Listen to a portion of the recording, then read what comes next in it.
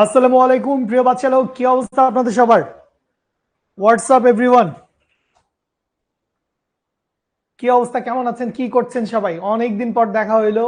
শেজুতি, লাবিব, আজমাইন, মিমি, খাদিজা, নিষ্কৃতি, জুবাইদা, মেহজাবিন, মৌ, সামির, আহসান, হাবিব, নাজমুল, কি অবস্থা আপনাদের সবার? কেমন চলছে পড়ালেখা? ইয়ার ফাইনাল পরীক্ষা কবে? সামনে ইয়ার ফাইনাল পরীক্ষা বোধহয় কারো কারো ইয়ার ফাইনাল পরীক্ষা হয়ে গেছে, মানে এপ্রিল মাসটা বা মে মাসের শুরুতে ইয়ার ফাইনাল পরীক্ষা হয়ে যাওয়াটা একটু আর্লি হয়ে গেছে বলা যায়। সো ওকে, হ্যাঁ, শিপন, ওবায়দুর, আহ, কি অস্তিত্বের সংকটে আসিস কেন? 26শে জুন, 26শে মে, 20শে মে, 12ই মে, ঈদের পর। ঠিক আছে, ঈদের পর ব্যাপক পড়াশোনা করতে হবে, প্রচুর পড়াশোনা করতে হবে ঈদের পর। ওকে, এই মাসের 15 তারিখ। ওকে, ঠিক আছে, ঘনায় আসছে। ঠিক আছে, ওয়ালাইকুম সালাম। অনেক মানুষ। আরে, জুবাইর এখন সেকেন্ড ইয়ারে উঠে গেছে, সেরা। জুবাইর সেকেন্ড ইয়ারে, 26শে জুন। বেশ দেরি আছে, 26 জুন মানে তো বেশ দেরি। এইচএসসি পরীক্ষাও তো শুরু হয়ে যাবে তখন। ঠিক আছে, ওকে। আর কে জানে, এটা ফাঁচুকি কমেন্ট করেই যাচ্ছে। ঠিক আছে, জুনের দ্বিতীয় সপ্তাহে। ঠিক আছে, আচ্ছা, শুনেন একটু কথা বলি। আমরা আজকের পড়াশোনার টপিকে তো কথা বলবোই। আজকে আমরা পদার্থের গাঠনিক ধর্ম, যেটা হচ্ছে আমাদের ফিজিক্স ফার্স্ট পেপারের লেকচার নাম্বার 7, সেটা নিয়ে আমরা পড়াশোনা শুরু করতে যাচ্ছি। বাট তার আগে একটু ইয়ার ফাইনাল পরীক্ষার জন্য একটু বলি যে একটা তো হচ্ছে এমসিকিউর জন্য গতকালকেই একটা গাইডলাইন ভিডিও দিছি। ঠিক আছে, এইটা আমরা হচ্ছে কোয়ার্টার 3 কোয়ার্টার 4 দুই গ্রুপেই দিয়ে দিছি, যাতে সবাই উপকৃত হয়। তো ওইখান থেকে এক ধরনের গাইডলাইন পাইছেন যে কিভাবে আসলে এমসিকিউ গুলা পড়তে হবে। ঠিক আছে, আর এর সাথে সিকিউর জন্য একটা ছোট গাইডলাইন দিব বলে ভাবছি। সো এই গাইডলাইনটা আগামীকালকে হয়তো রেকর্ড হয়ে যাবে। চেষ্টা করবো আগামীকালকেই রেকর্ড করে ফেলার, তাইলে হয়তো আগামীকাল পরশুর মধ্যেই এই গাইডলাইন ভিডিওটা পাওয়া যাবে, যেটা হচ্ছে সৃজনশীলের জন্য। ঠিক আছে, সো পড়েন। ইয়ার ফাইনাল পরীক্ষা, এখন অনেকের অনেক ধরনের কনফিউশন থাকতে পারে যে ইয়ার ফাইনাল পরীক্ষা আছে সামনে, শিক্ষতেও লাইভ ক্লাস চলতেছে। এখন ব্যাপারটা হচ্ছে, সবার ইয়ার ফাইনাল পরীক্ষা একসাথে একই দিন শুরু হয় না, এক এক কলেজের ইয়ার ফাইনাল পরীক্ষা এক এক সময় শুরু হয়। তো আমাদের জন্য আসলে পার্টিকুলার একটা টাইম ধরে মানে সেটা নিয়ে কাজ করাটা একটু কঠিন। সো যেটা আপনারা করবেন এই মুহূর্তে, আপনাদের যেটা করণীয় সেটা হচ্ছে, ধরো যেই সাবজেক্টের লাইভ ক্লাসগুলো চলতেছে এখন, এই লাইভ ক্লাসে যে টপিকগুলো পড়াচ্ছে এইগুলা যদি তোমার ইয়ার ফাইনাল পরীক্ষায় থাকে, তাইলে তুমি অবশ্যই এই লাইভ ক্লাসগুলো অ্যাটেন্ড করবা, কারণ এই ক্লাসগুলো করলে তুমি ইনশাল্লাহ কিছু কিছু বিষয়ে বা অনেক বিষয়ে অনেক উপকৃত হবা, নতুন থিওরি, টপিক, ম্যাথ বা জিনিসপত্র জানতে পারবা, যেই চ্যাপ্টারগুলো তোমার ইয়ার ফাইনালের সিলেবাসের সাথে মিলে গেছে। সো এই লাইভ ক্লাসগুলো করবা। আবার তুমি দেখলা যে কেমিস্ট্রিতে, ম্যাথে বা ফিজিক্সে এমন একটা চ্যাপ্টার পড়াচ্ছে বা বায়োলজিতে যেটা তোমার ইয়ার ফাইনালের সাথে মিলতেছে না, ইন দ্যাট কেস ওই ক্লাসটা তুমি স্কিপ করবা আপাতত, কারণ ইয়ার ফাইনাল পরীক্ষায় ভালো করাটা অনেক বেশি নেসেসারি। এতে নিজের একটা মেন্টাল বুস্ট আপ হয়, রেজাল্ট ভালো হয়, সবকিছু মিলায় বাসায় একটা ভালো ভাইব থাকে, নিজের মনের মধ্যে একটা ভালো ভাইব থাকে, মানে সব মিলাই জিনিসটা দরকার। আমি হইলে অবশ্যই এই কাজটা করতাম, যে আমার সিলেবাসের সাথে যেই ক্লাসগুলো মিলতেছে আমি সেই ক্লাসগুলো করতাম, কিন্তু যেই ক্লাসগুলো মিলতেছে না, আমার ইয়ার ফাইনালের সিলেবাস বা টপিকের সাথে মিল নাই, সেই ক্লাসগুলো আমি অ্যাভয়েড করে যাইতাম, সেই ক্লাসগুলো আমি লাইভে এখন করতাম না। পরে গিয়ে আমি সেগুলোর রেকর্ড ক্লাস দেখে নিতাম, এবং এই কাজটা করতে হবে তোমাদের জন্য, এইটা ম্যান্ডেটরি। যখনই ইয়ার ফাইনাল পরীক্ষাটা শেষ হবে, মেতে শুরু হইলে হয়তো জুনে শেষ হবে, বা মের মাঝামাঝি থেকে জুনের মাঝামাঝি শেষ হবে, বা জুনে শুরু হইলে আরেকটু দেরিতে শেষ হবে। সো ওই সময়ের ভিতরে তোমার যে লাইভ ক্লাসগুলো মিস যাচ্ছে, সেই লাইভ ক্লাসগুলো পরে তুমি রেকর্ড আকারে করে নিবা, এবং এইটা খুব দ্রুততার সাথে করে ফেলতে হবে। ইয়ার ফাইনাল পরীক্ষা শেষ, তো এরপরে তুমি খুব দ্রুততার সাথে করে ফেলবা। ঠিক আছে, সো এই জিনিসটা মেনটেন করেন সবাই, এই মোতাবেক পড়াশোনা করেন, আশা করি ভালো করবেন। ঠিক আছে, আচ্ছা। ওকে, আচ্ছা। না সুমাইয়া, এই যে সুমাইয়া, চলে যেতে চাচ্ছিস কেন? পরীক্ষা কবে? ঠিক আছে, সুমাইয়া, চলে যেতে চাচ্ছিস কেন? কি যে বলিস না। কালকেই পদার্থ পরীক্ষা, পুরো প্রথম পত্র। আজকে কি করা উচিত? তুই আজকে এই ক্লাসটা করার দরকার নাই। কালকে যদি তোর পদার্থ পুরো প্রথম পত্র পরীক্ষা হয়, তাইলে তোর আজকে এই কাজটা করার দরকার নেই। তুই অনেক চ্যাপ্টার আছে, জিনিসগুলো পর। আমরা তো একটা চ্যাপ্টার আজকে আমরা পদার্থের গাঠনিক ধর্মের শুধু স্টার্টিং করতেছি। তো স্টার্টিং এ আমরা বেশ কিছু থিওরির কথাবার্তাই বলবো, থিওরি গুলা জানা থাকলে তুই লাভবান হবি, সো সেই কারণে তুই চাইলে করতে পারিস, ঠিক আছে? ওকে, প্রত্যেকদিন রাত 10টায় নাকি একটা অনুষ্ঠান করবেন আপনারা, প্রত্যেকদিন রাত 10টায়? শিশির ভাই বলছে? শিশির ভাই করতে পারে, আমি জানি না এখনো, আমি এখনো এই বিষয়ে কিছু অবগত হই নাই, শিশির ভাই আমাকে কিছু বলে নাই। আচ্ছা, ওকে। মাহিম, মাহিম তুই আগে আমার কাছে আয়, তোর কানের উপরে বাটাম দেই, এদিকে আয় তুই, এদিকে আয়। বলে এতদিন কিছু পড়ি নাই, এখন থেকে শুরু করলে পারবো। তুই আগে মাইর খায় যা, মাইরের উপরে ওষুধ নাই। এতদিন তুই করছিসটা কি? সে যাই হোক, এতদিন কিছু করিস নাই, পড়াশোনা করিস নাই, এখন এটা নিয়ে চিন্তা করাটা লস। এখন থেকে শুরু করো, আজকে এখন এই মুহূর্ত থেকে শুরু করো। কোনো অ্যাকশন প্ল্যান দরকার নাই, কোনো প্রিপারেশন দরকার নাই, আমি 7 দিনে দূর পড়বো, 1 মাসে দূর পড়বো, কিচ্ছু দরকার নাই, জাস্ট স্টার্ট। তোমার সাথে যদি আমার 7 দিন পরে আবারও কথা হয়, তুমি যেন এই কথাটাই না বলো যে আমি কিছু পড়ি নাই, আমি কি এখন পারবো। মানে আর কত, আর কত, ঠিক আছে? আগাইতে হবে তো, ব্যাকআপ, ব্যাকআপ ম্যান, বাকলাপ, ঠিক আছে? ওকে, হ্যাঁ, ওয়েডনেসডে রাত 10টায়, ওয়েডনেসডে রাত 10টায় কিছু একটা আসতে যাচ্ছে, হ্যাঁ হ্যাঁ হ্যাঁ। Okay fine. আচ্ছা, এই অধ্যায় পড়েছি মনে হচ্ছে, কিছুই পারিনি। আচ্ছা চলেন আমরা শুরু করি, আমরা এই অধ্যায়টা শুরু করি। কয়টা পর্ব লাগবে আমাদের? তাহলে আমরা একটু গাঠনিক ধর্ম নিয়ে কথাবার্তা শুরু করি বা চলো। আমাদের এই যে পদার্থের গাঠনিক ধর্ম চ্যাপ্টারটা আছে, এই চ্যাপ্টারটাকে আমরা ভাগ করতে পারি হচ্ছে 2 ভাগে। একটা হচ্ছে শুরুর দিকের অংশটা, সেটা হচ্ছে স্থিতিস্থাপকতা, আর পরের দিকের অংশটা সেটা হচ্ছে প্রবাহী পদার্থ। সো স্থিতিস্থাপকতা সম্পর্কে আপনাদের 9-10-এ হয়তো কিছু কিছু আইডিয়া হইছে, আপনারা হয়তো পীড়ন, বিকৃতি এই টার্মগুলোর সাথে পরিচিত হয়েছেন হালকা পাতলা, আমি জানি না ডিটেলস বুঝছেন কিনা। আজকে আমরা এই ডিটেলসটা বুঝবো, ফিল করার চেষ্টা করব, আস্তে ধীরে আমরা সূত্র দেখবো, অঙ্ক করব, সেটা আমরা সেকেন্ড ক্লাস, 3 নম্বর ক্লাস, ওইসব ক্লাসের দিকে গেলে। আজকে আমাদের জিনিসটা বোঝাটা, ফিল করাটা খুব বেশি নেসেসারি। সো এই হচ্ছে আমাদের স্থিতিস্থাপকতা অংশ। সো স্থিতিস্থাপকতা অংশে আমাদের মোরলেস 3-4টা পর্ব লাগতে পারে। এর পরে গিয়ে আমাদের পরের যে অংশটা আছে সেটা হচ্ছে প্রবাহী পদার্থ, সেটা হচ্ছে ফ্লুইড। সো প্রবাহী পদার্থে ওইরকম 4-5টা সেকশন লাগতে পারে। সো আজকে আমরা স্থিতিস্থাপকতা অংশ দিয়ে শুরু করতে যাচ্ছি। আজকে আমরা কি করছি? আজকে হচ্ছে আমরা স্থিতিস্থাপকতা অংশটা দিয়ে শুরু করতে যাচ্ছি। সো স্থিতিস্থাপকতা, ইলাস্টিসিটি, স্থিতিস্থাপকতা বলতে আমরা কি বুঝি? স্থিতিস্থাপকতা বলতে আমরা বুঝি হচ্ছে ইলাস্টিসিটি, ঠিক আছে? সো এই ইলাস্টিসিটি জিনিসটা আসলে কি? যেমন ইলাস্টিসিটি, ইলাস্টিক বললেই তোমার কাছে মনে হয় একটা ইলাস্টিক আছে, একটা রাবার আছে। একটা রাবারকে, গল্প শোনো সবাই, একটা রাবারকে, পড়ালেখার ভিতরে ঢুকে যাচ্ছি, একটা রাবারকে টান দিলে প্রসারিত হবে, একটা ইলাস্টিককে টান দিলে প্রসারিত হবে। প্যান্টের মধ্যে, জামা কাপড়ের মধ্যে ইলাস্টিক লাগায়, বাচ্চাদের কাপড়ে বেশি লাগায় ইলাস্টিক, যাতে পড়লো আটকায় গেল, কোনো ফিতা বাঁধতে হইলো না, হুক টুক লাগাইতে হইলো না। রাবার ব্যান্ড, রাবার ব্যান্ড, ঠিক আছে? আচ্ছা, সো কথা হচ্ছে যে এই ইলাস্টিসিটি বলতে আসলে আমরা কি বুঝি, এই ইলাস্টিসিটি বলতে আসলে আমরা কি বুঝি, বা স্থিতিস্থাপকতা বলতে আমরা আসলে কি বুঝি। তো মনে করেন, আপনার কাছে মনে হইতে পারে যে ধরেন এই জায়গায় একটা রাবার ব্যান্ড বা কিছু একটা আছে, এই জায়গায় একটা রাবার ব্যান্ড বা কিছু একটা আছে, এই রাবার ব্যান্ডটার মধ্যে আমরা কি করলাম, এই রাবার ব্যান্ডটার মধ্যে আমি একটা বাহ্যিক বল প্রয়োগ করলাম। এই রাবার ব্যান্ডটার মধ্যে আমি কি করলাম? একটা বাহ্যিক বল প্রয়োগ করলাম, একটা ফোর্স অ্যাপ্লাই করছি, একটা এক্সটার্নাল ফোর্স, বাহ্যিক একটা বল প্রয়োগ করছি। এফ এক্সটার্নাল মানে কি? এফ এক্সটার্নাল মানে হচ্ছে বাহ্যিক বল। সো এই এফ এক্সটার্নাল প্রয়োগ করার জন্য এই রাবার ব্যান্ডটা কি করলো? এই রাবার ব্যান্ডটা কিছু দূর লম্বা হয়ে গেল। এই বাহ্যিক বল প্রয়োগ করার কারণে এই রাবার ব্যান্ডটা কি হয়েছে? এই রাবার ব্যান্ডটা কিছু দূর লম্বা হয়ে গেছে।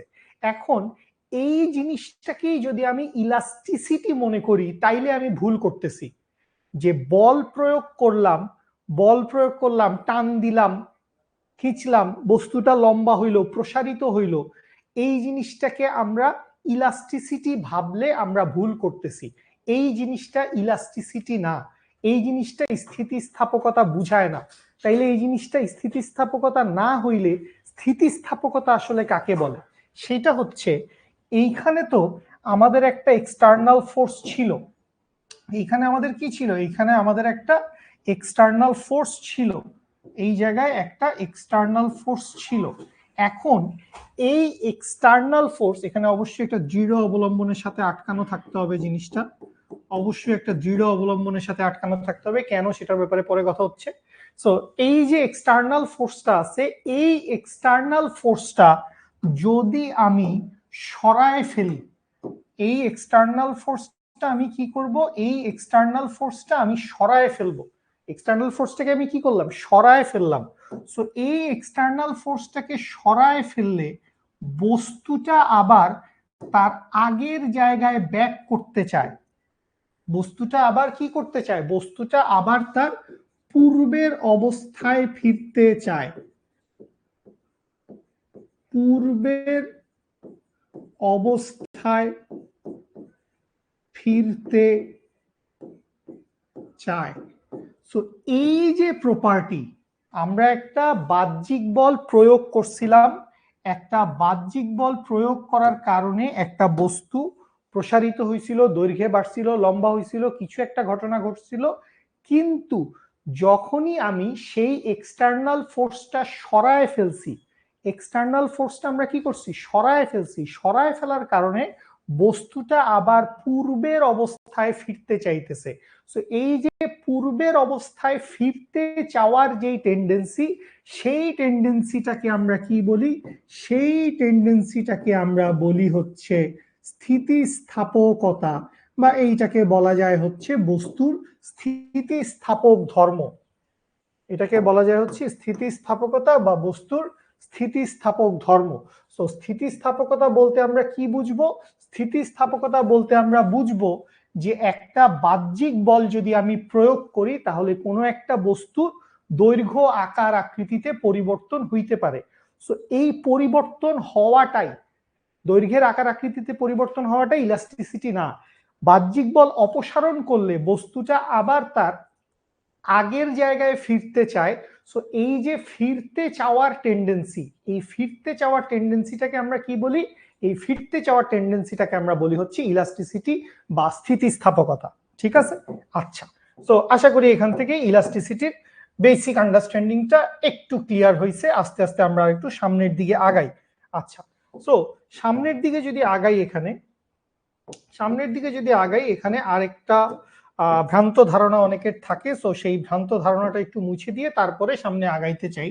সেইটা হচ্ছে, মনে করো একটা দেয়াল, এই দেয়াল থেকে আমি কি করছি, একটা স্প্রিং বা কিছু একটা, বা একটা ইলাস্টিক ম্যাটেরিয়াল, সেটা একটা রাবার ব্যান্ড হইতে পারে, যে কোনো কিছু, এইটাকে এরকম টানা দিয়ে রাখছি, বা একটা ইস্পাতের দণ্ডই হইতে পারে, যে কোনো একটা কিছু এরকম কি করছি, এরকম আমি টানা দিয়ে রাখছি।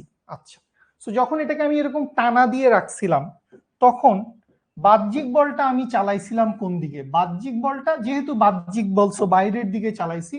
সো আমি এক্সটার্নাল ফোর্সটা চালাইছি হচ্ছে বাইরের দিকে, এক্সটার্নাল ফোর্সটা চালাইছি কোন দিকে, বাইরের দিকে। সো বাইরের দিকে এক্সটার্নাল ফোর্স চালাইছি, যখন এক্সটার্নাল ফোর্স সরায় নিছি, যখন এক্সটার্নাল ফোর্স সরায় নিছি, তখন বস্তুটা কি করছে, বস্তুটা আবার তার আগের জায়গায় ফিরতে চাইছে না, বস্তুটা আবার তার আগের জায়গায় কি করতে চাইছে, ফিরতে চাইছে। কেন ফিরতে চাইছে, এইটার কারণটা হচ্ছে যে যখনই আমি এই বস্তুটাকে টান দিছিলাম, যখনই আমি এই বস্তুটাকে টান দিছিলাম, এর বিপরীত দিকে, এই টানের বিপরীত দিকে বস্তুর প্রপার্টির কারণে, বস্তুর বৈশিষ্ট্যের কারণে, ঠিক আছে, বস্তুর সংশক্তি বলের কারণে, বস্তুর অনুপরমাণুর আকর্ষণ বলের কারণে, গঠনের কারণে এই বস্তুটা ভিতরের দিকে একটা প্রতিরোধকারী বল তৈরি করছিল। কি তৈরি করছিল বস্তুটা, এই জিনিসটা ইম্পর্টেন্ট। এই বস্তুটা তার ভিতরের দিকে একটা প্রতিরোধকারী বল তৈরি করছিল, এফ। এই এফটাকে আমরা কি বলবো, এই এফটাকে আমরা বলবো হচ্ছে প্রতিরোধকারী বল। প্রতিরোধকারী বল কি প্রতিরোধ করতে চাচ্ছে, এই যে বাইরের দিকে বস্তুটাকে টান দিছি, এই যে বাইরের দিকে বস্তুটাকে টান দিছি, এই বাইরের দিকে বস্তুটাকে টান দেওয়ার কারণে ও লম্বা হইছে, কিন্তু ও আসলে ওর প্রপার্টির কারণে লম্বা হইতে চায় নাই, ও আগের জায়গায় ফিরতে চাইছে। তো এই যে ওর প্রপার্টিটা আগের জায়গায় ওকে ফিরতে নিয়ে গেছে, কে নিয়ে গেছে, এই প্রতিরোধকারী বল। ঠিক আছে না, এখানে দুইটা জিনিস ভুল ধারণা আছে, দুইজনে দুইটা কমেন্ট করছেন। একজনে বলতেছেন হচ্ছে ক্রিয়া প্রতিক্রিয়া, ঠিক আছে, এইরকম একটা কথা বলতেছি আমরা, ক্রিয়া প্রতিক্রিয়া। এই জিনিসটা আসলে ঠিক না। কেন ক্রিয়া প্রতিক্রিয়া কথাটা ঠিক না এটা একটু বুঝো। মানে এখানে টান দিছো কি দিয়ে? ডেফিনেটলি আমি হাত দিয়ে, আঙুল দিয়ে, কিছু একটা দিয়ে আমি এটাকে টান দিছি, ঠিক আছে? আমি হাত দিয়ে এই বস্তুটাকে টান দিছি বাইরের দিকে। তো ক্রিয়া প্রতিক্রিয়া কাজ করে কার উপর? ক্রিয়া প্রতিক্রিয়া কাজ করে দুইটা ভিন্ন বস্তুর উপর। ক্রিয়া প্রতিক্রিয়া কাজ করে কার উপর? দুইটা ভিন্ন বস্তুর উপর। তো আমি বস্তুটাকে বাইরের দিকে টান দিছি, আমি যদি বস্তুটাকে বাইরের দিকে টান দেই তাইলে ক্রিয়া বল কাজ করছে বস্তুর উপর, তাইলে প্রতিক্রিয়া বল কাজ করবে আমার হাতের উপর। ধরো নর্মালি তুমি একটা তারকে টান দিলা, তো একটা তারকে টান দিলে তুমি একটা চাপ অনুভব করো না, ব্যথা লাগে না, ফিল করো না? তো এটা বেসিক্যালি ওই প্রতিক্রিয়া বলের ফলাফল। এটা বেসিক্যালি কি? এটা বেসিক্যালি ওই প্রতিক্রিয়া বলের ফলাফল। সো আমরা প্রতিক্রিয়া বল কথাটা সরাসরি এভাবে বলতে পারবো না, ঠিক আছে? আচ্ছা, হ্যাঁ আব্দুর রহমান প্রায় কাছাকাছি। হাতটা মনে হচ্ছে ভূতের হাত। হ্যাঁ, হাতটা দেখে একটু মনে হয়েছে আর কি আমরা একটু ম্যাজিক্যাল হাত আইকে ফেলাইছি। আচ্ছা, আরো একটা কথা বলছো প্রত্যয়নী বল, রিস্টোরিং ফোর্স।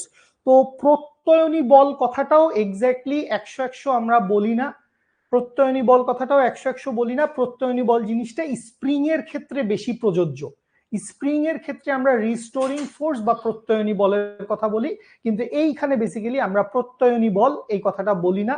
প্রত্যয়নী বল বললো না, বাধা দানকারী বল কেউ বলতে চাচ্ছ, বাধা দানকারী বল ইটস মোর লাইক কারেক্ট। বাধা দানকারী বলটা মোর লাইক কারেক্ট, প্রতিরোধকারী বল, ঠিক আছে? এটা হচ্ছে সবচাইতে ভালো জিনিস। আচ্ছা, মানুষজন অনেক অ্যাডভান্স হয়ে গেছে, বিকৃতি টিকৃতিতে চলে গেছে। সো স্থিতিস্থাপকতার ব্যাপারটা বুঝতে পারছি। আচ্ছা, তাহলে সংজ্ঞায় কি বলছে দেখি। বাহ্যিক বল প্রয়োগ করে কোনো বস্তুর আকার বা আয়তন বা উভয়েরই পরিবর্তনের চেষ্টা করলে যে ধর্মের ফলে, দেখো ইম্পর্টেন্ট লাইন, ইম্পর্টেন্ট লাইন কি বলছে, যে ধর্মের ফলে বস্তুটি এই পরিবর্তনের প্রচেষ্টাকে বাধা দেয়। তাইলে স্থিতিস্থাপকতার জন্য দুইটা জিনিস নেসেসারি। স্থিতিস্থাপকতার জন্য কি বাবু? স্থিতিস্থাপকতার জন্য দুইটা জিনিস নেসেসারি। ফার্স্ট এরটা হচ্ছে এই যে সে লম্বা হচ্ছে, সে প্রসারিত হচ্ছে, এই লম্বা হওয়া বা প্রসারণ হওয়া এইটাকে সে বাধা দিতে চাইবে। মার্ক মাই ওয়ার্ড, আমরা একটু পরে আরেকটা মজার কনসেপশন নিয়ে কথা বলবো পরের স্লাইডে গেলেই, ঠিক আছে? এই যে লম্বা হচ্ছে, দৈর্ঘ্যে বাড়তেছে বা প্রস্থে বাড়তেছে, এই লম্বা হওয়াটাকে ফার্স্ট অফ অল সে বাধা দিতে চাইবে, ইজিলি হইতে চাইবে না, ইজিলি হইতে চাইবে না, ও বাধা দিতে চাইবে। সো যেই ধর্মের কারণে সে প্রচেষ্টাকে বাধা দেয় এবং বাহ্যিক বল অপসারিত হলে বস্তু তার পূর্বের আকার ও আয়তন ফিরে পায়, সেই ধর্মকে বলে হচ্ছে স্থিতিস্থাপকতা বা ইলাস্টিসিটি। বুঝতে পারছি? বুঝতে পারছি। সো টান দিছি লম্বা হইছে, টান দিছি লম্বা হইছে, এইটা ইলাস্টিসিটি না, বরং টান দেওয়ার সময় ও লম্বা হইতে অসঙ্গতি জানাইছে। ও বলছে না আমি এত লম্বা হব না, ও বাধা দিছে এবং ছেড়ে দেওয়ার সাথে সাথে আগের অবস্থায় ফেরত আসছে। তো এই ঘটনাটাকে আমরা কি বলি? এই ঘটনাটাকে আমরা বলি হচ্ছে, এই প্রপার্টিটাকে, ঘটনা না, এই বৈশিষ্ট্যটা, এই প্রপার্টিটাকে আমরা বলি হচ্ছে ইলাস্টিসিটি বা স্থিতিস্থাপকতা, ঠিক আছে? আচ্ছা, ক্লিয়ার। এবারে আসি, এটা খুব মজার একটা টপিক, খুব মজার একটা টপিক। মাঝে মধ্যে আমাদের সৃজনশীলের খ নাম্বারে চলে আসতে পারে অনুধাবনমূলক প্রশ্নে, যে রবার এবং ইস্পাতের মধ্যে কোনটি বেশি স্থিতিস্থাপক?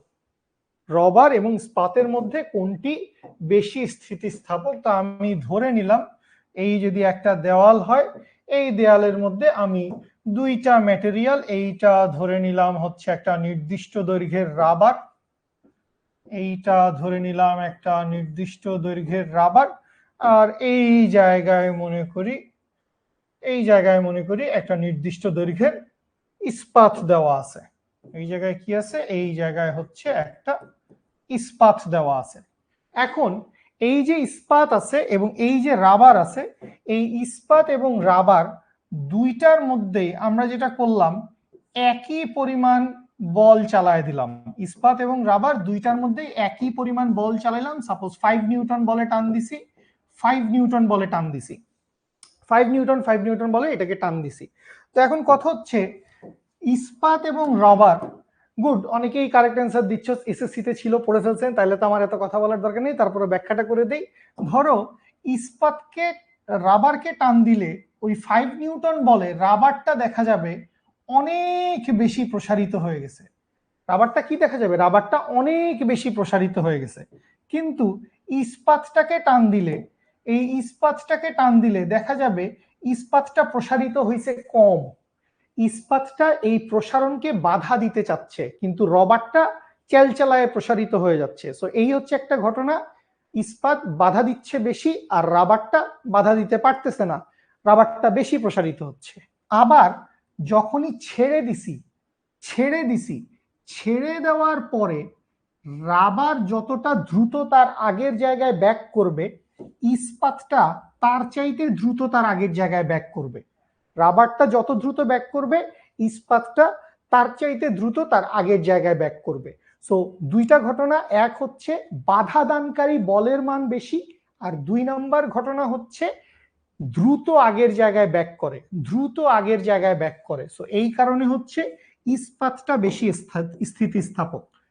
ইস্পাতটা হচ্ছে বেশি স্থিতিস্থাপক এবং মোটামুটি আমাদের এনভায়রনমেন্টের নেচারে পাওয়া সবচাইতে স্থিতিস্থাপক পদার্থ হচ্ছে ইস্পাত।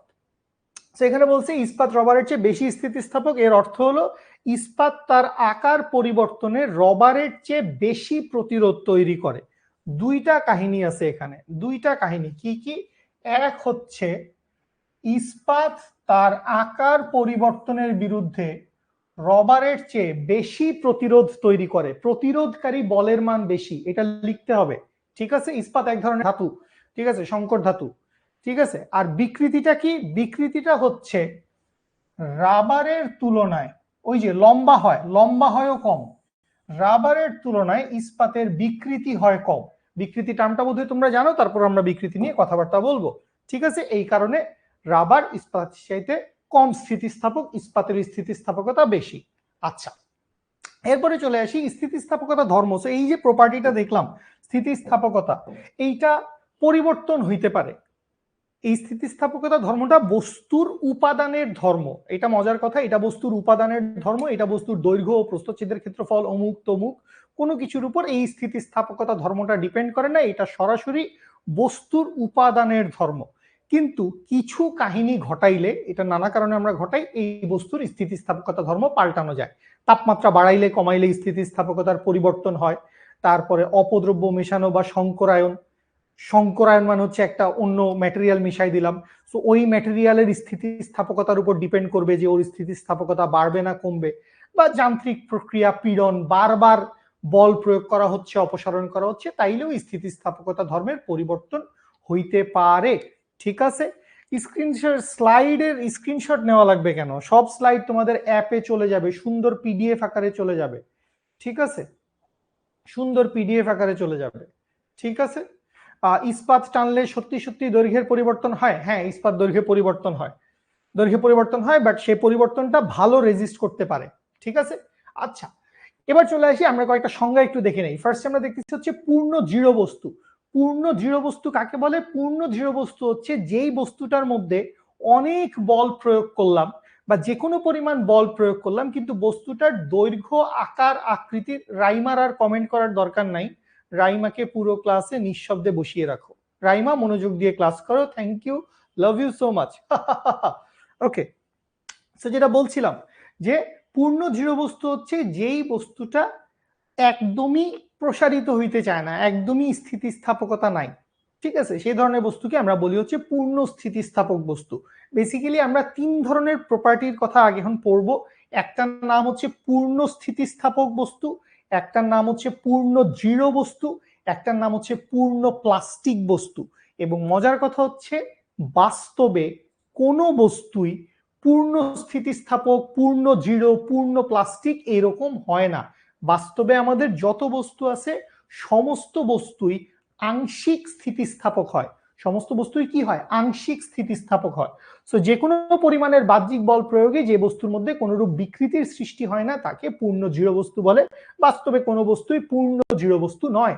ঠিক আছে, আচ্ছা, এবারে চলে আসে হচ্ছে পূর্ণ স্থিতিস্থাপক বস্তু, পারফেক্টলি ইলাস্টিক বডি। বাহ্যিক বলের প্রভাবে কোনো বস্তু বিকৃত হওয়ার পর ওই বল অপসারণ করলে বস্তুটি যদি অবিকল তার পূর্বের আকার আয়তন ফিরে পায়, সেই বস্তুকে পূর্ণ স্থিতিস্থাপক বস্তু বলে। এখন কিছু বস্তু বা অনেক বস্তুই একটা নির্দিষ্ট মাত্রা পর্যন্ত পূর্ণ স্থিতিস্থাপক। সরি, কি বলছি? বাস্তবে কিছু বস্তু একটা নির্দিষ্ট মাত্রা পর্যন্ত পূর্ণ স্থিতিস্থাপক। এই যে নির্দিষ্ট মাত্রা, এই কথাটা বললাম, সো এই কথাটা একটু লিখে দেই, নির্দিষ্ট মাত্রা পর্যন্ত পূর্ণ স্থিতিস্থাপক। এই যে নির্দিষ্ট মাত্রার কথা বলছি, নির্দিষ্ট মাত্রা মানে কি? একটা নির্দিষ্ট পরিমাণ বল প্রয়োগ করা যাবে। সো এই নির্দিষ্ট মাত্রাটাকে আমরা মনে রাখতে পারি হচ্ছে, এটার কথা আমাদের সামনে আছে, এইটাকে আমরা মনে রাখতে পারি হচ্ছে স্থিতিস্থাপক সীমা, ইলাস্টিক লিমিট। ঠিক আছে, মানে একটা নির্দিষ্ট পরিমাণ বল প্রয়োগ করলে, একটা নির্দিষ্ট পরিমাণ বল প্রয়োগ করলে যে কোনো একটা বস্তু পূর্ণ স্থিতিস্থাপকতা দেখাইতে পারে। কিন্তু বলের পরিমাণ যদি অনেক বেশি হয়, অনেক জোরে যদি টানাটানি করি, তাইলে কোনো বস্তুই আর পুরাপুরি তার আগের অবস্থায় ফেরত যাইতে পারবে না। ঠিক আছে, আচ্ছা, এরপরে চলে আসি পারফেক্টলি প্লাস্টিক বডি, বা এটাকে ইনইলাস্টিক বডিও বলতে পারে, যে যেই বস্তুটা মানে টান দিছি লম্বা হইছে, কিন্তু ছেড়ে দেওয়ার পর সে ওই অবস্থাতেই থেকে গেছে। একটা বস্তুকে টান দিছি, ও লম্বা হয়েছে, কিন্তু ছেড়ে দেওয়ার পর ও ওই অবস্থাতেই থেকে গেছে, ও বিন্দু মাত্র আগের জায়গায় ব্যাক করতে চায় নাই। তো এরকম কোন ম্যাটেরিয়ালও আসলে বাস্তবে হওয়া পসিবল না। পূর্ণ প্লাস্টিক বস্তুও বাস্তবে কোনো কিছু নাই। ঠিক আছে, আচ্ছা, সো আমাদের বস্তুত যেই জিনিসটা আছে, আমাদের যত ম্যাটেরিয়াল আছে, সব ম্যাটেরিয়ালই বেসিক্যালি পার্শিয়ালি ইলাস্টিক বা পার্টলি ইলাস্টিক বডি। সো বাহ্যিক বলের প্রভাবে কোনো বস্তু বিকৃত হওয়ার পর বল অপসারণ করলে বস্তুটি যার পূর্বের আকার আয়তন আংশিকভাবে ফিরে পায়। আংশিকভাবে ফিরে পাবে, সম্পূর্ণ ফিরে পাওয়া সম্ভব না। তো আংশিকভাবে যদি ফিরে পায়, তাহলে সেই বস্তুটাকে আংশিক স্থিতিস্থাপক বলে। প্রকৃতপক্ষে সব বস্তুকেই আংশিক স্থিতিস্থাপক বলা যায়। ব্যাপারটা ডিপেন্ড করে হচ্ছে কতটুকু বল প্রয়োগ করা হচ্ছে। ওই যে নির্দিষ্ট সীমার কথা বলছিলাম, স্থিতিস্থাপক সীমা, ইলাস্টিক লিমিট, সেটার দিকে আস্তে আস্তে যাচ্ছি। আচ্ছা, বলতে বলতেই চলে আসছে ইলাস্টিক লিমিট। সো স্থিতিস্থাপক সীমার ব্যাপারটা কি? স্থিতিস্থাপক সীমার ব্যাপারটা হচ্ছে, ধরো একটা রাবার ব্যান্ড আছে, এই রাবার ব্যান্ডটাকে আমি 2 নিউটন বলে টান দিলাম, ও লম্বা হইলো, ছেড়ে দিলাম, আগের জায়গায় ব্যাক করলো। 3 নিউটন বলে টান দিলাম, লম্বা হইলো, ছেড়ে দিলাম, আগের জায়গায় ব্যাক করলো। কিন্তু এই রাবার ব্যান্ডটাকে আমি যখন 4 নিউটন বলে টান দিচ্ছি, কথা শুনো, একটা রাবার ব্যান্ডকে আমি 4 নিউটন বলে টান দিচ্ছি, ও লম্বা হচ্ছে, ছেড়ে দিচ্ছি, ও পুরাপুরি আগের জায়গায় ব্যাক করতে পারতেছে না। তার মানে কি? তার মানে হচ্ছে এই 4 নিউটন বলটা ওর স্থিতিস্থাপক সীমার বাইরে চলে গেছে। সো স্থিতিস্থাপক সীমা বলতে আমরা কি বুঝি? স্থিতিস্থাপক সীমা বলতে আমরা ওইটুকু বল বুঝি যে কোনো বস্তুর উপর সর্বোচ্চ যদ্দূর বল প্রয়োগ করতে পারবো, সর্বোচ্চ যদ্দূর বল প্রয়োগ করলে ছেড়ে দিলে ও আবার আগের জায়গায় ফেরত আসবে। সর্বোচ্চ যেই পরিমাণ বল প্রয়োগ করছি, ছেড়ে দিছি, ও আবার আগের জায়গায় ফেরত আসছে, ওইটুকু বলকে আমরা কি বলি? ওইটুকু পরিমাণ বলকে আমরা বলি হচ্ছে ওর ইলাস্টিক লিমিট বা স্থিতিস্থাপক সীমা। ঠিক আছে, সর্বনিম্ন যে বলে টানলে আর আগের জায়গায় আসবে না, না, সর্বনিম্ন যেই বলে টানলে আগের জায়গায় আসবে না কথাটা কিন্তু ঠিক হইল না। বরং হ্যাঁ, কয়ের জন্য, যতগুলো সংজ্ঞা দেখাচ্ছি সবগুলো সংজ্ঞাই কয়ের জন্য মুখস্থ করতে হবে। ডায়মন্ডকে পার্শিয়ালি পূর্ণ দৃঢ় বলা যায়।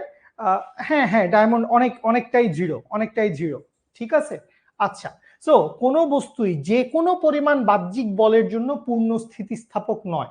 বাহ্যিক বলের একটা নির্দিষ্ট সীমা, এই যে কথাটা দেখো, বাহ্যিক বলের একটা নির্দিষ্ট সীমা পর্যন্ত প্রত্যেকটা বস্তুই পূর্ণ স্থিতিস্থাপক।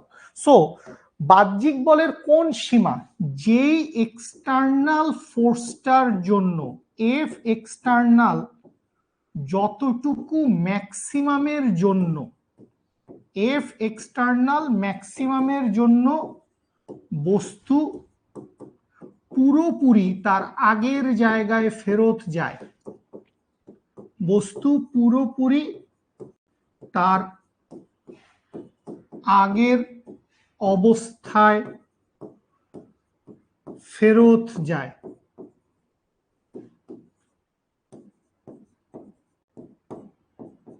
ঠিক আছে, মনে করো 2 নিউটন বলে টানলাম, প্রসারিত হয়েছে, ছেড়ে দিছি, আগের জায়গায় চলে গেছে। 3 নিউটনে টানছি, প্রসারিত হয়েছে, ছেড়ে দিছি, আগের জায়গায় চলে গেছে। কিন্তু 3.1 নিউটন বলে টানছি, 3.1 নিউটন বলে টানছি, ছেড়ে দিছি, আগের জায়গায় যায় নাই।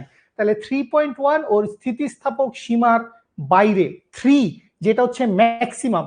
এখন তুমি বলবা যে 3 এর কমে যা আছে, হ্যাঁ ওই সবকিছু সেফ। 1.5, হ্যাঁ 1.5 টান দাও, ছেড়ে দাও, আগের জায়গায় যাবে। 2.2 টান দাও, ছেড়ে দাও, আগের জায়গায় যাবে। 2.5 টান দাও, ছেড়ে দাও, আগের জায়গায় যাবে। কিন্তু 3 এটা ম্যাক্সিমাম, এটাই হচ্ছে ইলাস্টিক লিমিট, স্থিতিস্থাপক সীমা। পীড়ন আর বিকৃতি কি একই জিনিস? না না না, ঘুণাক্ষরেও না। পীড়ন বিকৃতি একেবারেই একই জিনিস না, একেবারেই একই জিনিস না। ঠিক আছে, নিজু কি বুঝোস নাই? ওকে, প্রত্যেকটা বস্তু একটা নির্দিষ্ট সীমারেখা পর্যন্ত স্থিতিস্থাপকতা ধর্ম দেখায়। প্রত্যেকটা বস্তু, বেশিরভাগ বস্তু একটা নির্দিষ্ট সীমারেখা পর্যন্ত স্থিতিস্থাপকতা ধর্ম দেখায়। আচ্ছা, এবারে চলে আসি, আমরা যেই জিনিসগুলোর দিকে আস্তে আস্তে যাইতে চাই। আমাদের মেইন কথাবার্তা হচ্ছে বিকৃতি নিয়ে, এবং আমাদের মেইন কথাবার্তা হচ্ছে পীড়ন নিয়ে। সো বিকৃতি এবং পীড়ন। সো বিকৃতিকে আমরা বলি হচ্ছে স্ট্রেইন, বিকৃতিকে আমরা বলি হচ্ছে স্ট্রেইন। তো এই যে বিকৃতি আছে, বিকৃতিকে আমরা হচ্ছে অনার্সে যখন ছিলাম তখন এপসাইলন বা এপসাইলন এইভাবে লিখতাম আর কি। বিকৃতিকে হচ্ছে আমরা এরকম এপসাইলন দিয়ে লিখতাম। আপনাদের বইতে বিকৃতিতে তেমন কিছু বলা নাই। সো বিকৃতিকে আমরা কিভাবে লিখতে পারি? বিকৃতি ব্যাপারটা হচ্ছে এই রকম, মনে করেন একটা দৃঢ় অবলম্বন থেকে একটা তার ঝুলানো আছে বা একটা তার টাঙানো আছে। তো এই যে তারটা টাঙানো আছে, এই তারটার মধ্যে আমি কি করলাম? তারটার মধ্যে আমি বাহ্যিকভাবে একটা বল প্রয়োগ করলাম, একটা এক্সটার্নাল ফোর্স চালাই দিলাম। তাহলে এক্সটার্নাল ফোর্স যখন চালাইছি, সো এই এক্সটার্নাল ফোর্স চালানোর জন্য কি হয়েছে? এই এক্সটার্নাল ফোর্স চালানোর জন্য তারটা কি হয়েছে? তারটা হচ্ছে কিছু দূর লম্বা হয়েছে। এই এক্সটার্নাল ফোর্স চালানোর জন্য তারটা কি হয়েছে? তারটা হচ্ছে কিছু দূর লম্বা হয়েছে। তো তারটার আদি দৈর্ঘ্য কত ছিল? ধরে নিলাম তারটার আদি দৈর্ঘ্য ছিল হচ্ছে এল, এবং তারটার বর্তমান দৈর্ঘ্য কত? সরি, আদি দৈর্ঘ্যটাকে আমরা ক্যাপিটাল এল দিয়ে লিখি, আদি দৈর্ঘ্যটাকে আমরা ক্যাপিটাল এল দিয়ে লিখি। বর্তমান দৈর্ঘ্যটা কত? ধরে নিলাম বর্তমান দৈর্ঘ্যটা হচ্ছে L2। তাহলে দৈর্ঘ্য বৃদ্ধি পাইছে কতটুক? দৈর্ঘ্য বৃদ্ধি পাইছে, সেটাকে স্মল এল লিখতে পারি। স্মল এল সমান হচ্ছে L2 মাইনাস এল। সো এই যে দৈর্ঘ্য বৃদ্ধি পাইছে, এই দৈর্ঘ্য বৃদ্ধিটা প্রতি একক দৈর্ঘ্যে কত? প্রতি একক দৈর্ঘ্যে কত?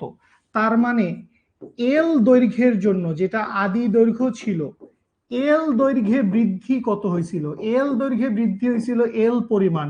সুতরাং একক দৈর্ঘ্যে বৃদ্ধি কত হয়েছে? L divided by L. একক দৈর্ঘ্যে বৃদ্ধিটা কত হয়েছে? একক দৈর্ঘ্যে বৃদ্ধিটা হয়েছে L divided by L. So এই যে একক পরিমাপে পরিবর্তন, একক আয়তনে পরিবর্তন, একক দৈর্ঘ্যে পরিবর্তন, এই পরিবর্তনগুলোকে আমরা কি বলি? এই পরিবর্তনগুলোকে আমরা বলি হচ্ছে স্ট্রেইন, বা এগুলাকে আমরা বলি হচ্ছে বিকৃতি। সো বিকৃতিকে আমরা চাইলে এইভাবে মনে রাখতে পারি, বিকৃতিকে আমরা চাইলে এইভাবে মনে রাখতে পারি যে বিকৃতি সমান সমান হচ্ছে পরিবর্তন ডিভাইডেড বাই আদি।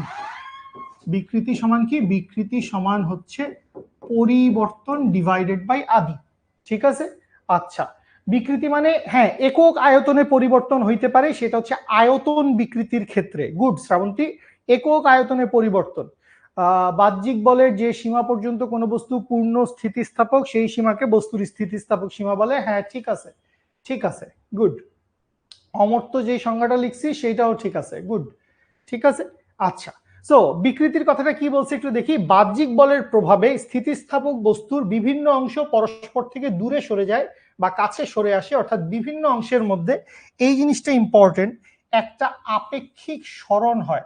বিভিন্ন অংশের মধ্যে কি হয়, একটা আপেক্ষিক সরণ হয়। কেন আপেক্ষিক সরণ হয়? কারণ জিনিসটা তো ইলাস্টিক ম্যাটেরিয়াল, স্থিতিস্থাপক বস্তু। যখনই বল অপসারণ করব, এই এক্সটার্নাল ফোর্সটা যদি আমি সরায় ফেলি, এই এক্সটার্নাল ফোর্সটা যদি সরায় ফেলি, বস্তুটা আবার কি করবে, লাফ দিয়ে তার আগের জায়গায় ব্যাক করবে, লাফ দিয়ে তার আগের জায়গায় ব্যাক করবে। সো এই যে আগের জায়গায় ব্যাক করার টেন্ডেন্সি, এটাই তো স্থিতিস্থাপকতা। সো যে আপেক্ষিক সরণ হয়েছে, এই আপেক্ষিক সরণটা প্রতি একক দৈর্ঘ্যে বা একক আয়তনে কতটুকু পরিবর্তন হয়েছে, প্রতি একক দৈর্ঘ্যে বা একক আয়তনে কতটুকু পরিবর্তন হয়েছে, সেটাকে আমরা বলি কি, সেটাকে আমরা বলি হচ্ছে তার এটাকে আমরা বলি হচ্ছে তার স্ট্রেইন, বা এটাকে আমরা বলি হচ্ছে তার বিকৃতি। ঠিক আছে। সো দৈর্ঘ্য বিকৃতি দেখলাম, আয়তন বিকৃতি দেখব, কৃন্তন বিকৃতি দেখব। আর খেয়াল করো যে এই জায়গায় আমরা দৈর্ঘ্য বিকৃতিটাকে কি দেখছি, দৈর্ঘ্য বিকৃতিটাকে আমরা দেখছি হচ্ছে দৈর্ঘ্যের পরিবর্তন ডিভাইডেড বাই আদি দৈর্ঘ্য। সো দৈর্ঘ্য একক হচ্ছে মিটার, এই দৈর্ঘ্যের এককও হচ্ছে মিটার। সো মিটার মিটার কাটা যায়, তো তার মানে কি, তার মানে হচ্ছে দৈর্ঘ্য বিকৃতির বা যে কোনো ধরনের বিকৃতির কোনো মাত্রা নাই এবং বিকৃতির কোনো একক নাই। বিকৃতি একটা মাত্রাহীন এবং এককহীন রাশি। শাহেদ, না রে বাবু, পীড়ন আর বিকৃতি সম্পূর্ণ ভিন্ন দুইটা জিনিস, ধৈর্য সাথে থাকো। ঠিক আছে। আচ্ছা, সেইটাই বলা হয়েছে বিকৃতি হলো সর্বদা সমজাতীয় দুইটা রাশির অনুপাত, তাই বিকৃতি একটা মাত্রাহীন রাশি এবং কোনো একক নাই, মাত্রাহীন এবং এককহীন রাশি। ঠিক আছে। তো বিকৃতি ব্যাপারটা বুঝতে পারছি। পরিবর্তন বাই আদি, পরিবর্তন বাই আদি, দৈর্ঘ্য পরিবর্তন বাই আদি দৈর্ঘ্য, আয়তন পরিবর্তন বাই আদি আয়তন। ঠিক আছে, এইরকম। আচ্ছা, চলে আসি পীড়নের কাছে। পীড়ন আমরা কাকে বলবো, পীড়ন আমরা কাকে বলবো? সো এই জায়গায় পীড়ন বুঝার জন্য আমাদের লাগবে হচ্ছে ওই যে আমরা একটা প্রতিরোধকারী বলের কথা বলছিলাম শুরুতে, একটা প্রতিরোধকারী বলের কথা বলছিলাম, সেই প্রতিরোধকারী বলটা আমার লাগবে হচ্ছে এই পীড়নের জন্য। যে এই বস্তুটার উপর আমি কি করছি, এই বস্তুটার উপর আমি বাইরের দিকে একটা এক্সটার্নাল ফোর্স চালাইছি, বাইরের দিকে আমি কি করছি, বাইরের দিকে আমি একটা এক্সটার্নাল ফোর্স চালাইছি, এবং এই এক্সটার্নাল ফোর্সের এগেইনস্টে বস্তুর মধ্যে একটা প্রতিরোধকারী বল তৈরি হয়েছে, প্রতিরোধকারী বল তৈরি হয়েছে। এই যে প্রতিরোধকারী বল তৈরি হয়েছে, এই প্রতিরোধকারী বল বস্তুর প্রতি একক ক্ষেত্রফলের উপর কতটুকু কাজ করতেছে। মানে ধরো এটা যদি এই জায়গায় তো একটা প্রস্থচ্ছেদ আছে, তাই না, এই জায়গাটায় কি আছে, এই জায়গাটায় এটা যদি একটা বৃত্তাকার তার হইতো তাহলে এখানে একটা প্রস্থচ্ছেদ থাকতো। আমরা আস্তে আস্তে ক্ষেত্রফলের কথাও বলতেছি। এই জায়গায় একটা প্রস্থচ্ছেদের ক্ষেত্রফল আছে, একটা নর্মাল তার। সো এই জায়গায় টান দিলে ক্ষেত্রফলের উপর লম্বভাবে বাইরের দিকে এক্সটার্নাল ফোর্স কাজ করতেছে, লম্বভাবে ভিতরের দিকে প্রতিরোধকারী বল কাজ করতেছে। সো পীড়ন বলতে আমরা বুঝি কি, পীড়ন বলতে আমরা বুঝি, মনোযোগ দাও, সূত্র লিখে আমাকে কনভিন্স করা যাবে না, সূত্র লিখিও না, এফ বাই এ, আমিও তো লিখে দিতে পারতাম এফ বাই এ, চলো অঙ্ক করি, এত গান কেন গাইতেছি। এই যে প্রতিরোধকারী বল, এই প্রতিরোধকারী বল প্রতি একক ক্ষেত্রফলে কতটুকু তৈরি হয়েছে, এইটাই হচ্ছে পীড়ন। তো পীড়নকে আমরা লিখতাম হচ্ছে সিগমা দিয়ে। এখন পীড়নকে তোমরা আবার সিগমা দিয়ে লিখতে পারবা না, পীড়নকে তোমরা সিগমা দিয়ে লিখতে পারবা না, কারণ তোমাদের বইতে পয়সনের অনুপাতকে সিগমা দিয়ে লিখছে। আমরা আবার পয়সনের অনুপাতকে লিখতাম এইভাবে, নিউ। ইঞ্জিনিয়ারিং পড়লে তোমরাও লিখবা, পয়সনের অনুপাতকে আমরা লিখতাম হচ্ছে নিউ। সো এই কারণে সিগমাটা আর আমরা এখানে ইউজ করতেছি না, সিগমাটা ইউজ করলে তোমরা আবার পাজল হয়ে যাবা যে সিগমা সিগমা দুইটাই সিগমা, গ্যাঞ্জাম। সো এই কারণে সেটার দিকে আর গেলাম না। সো খেয়াল করো, পীড়ন বলতে আমরা কি বুঝাইতে পারি, পীড়ন বলতে আমরা বুঝাইতে পারি হচ্ছে প্রতিরোধকারী বল।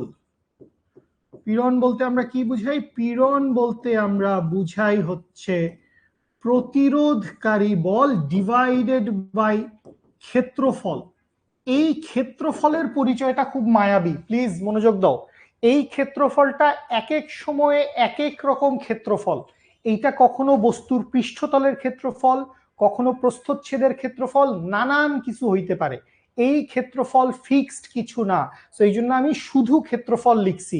তুমি যদি কোনো বইতে পাও এখানে লেখা আছে প্রস্থচ্ছেদের ক্ষেত্রফল, ভুল। লেখা আছে পৃষ্ঠতলের ক্ষেত্রফল, ভুল। ফিক্স করে বলা যায় না, বিভিন্ন কিছু হইতে পারে, ঠিক আছে? তাইলে এইখান থেকে আমরা কি পাইছি? এইখান থেকে আমরা পীড়নের একরকম আইডিয়া পেয়ে গেছি।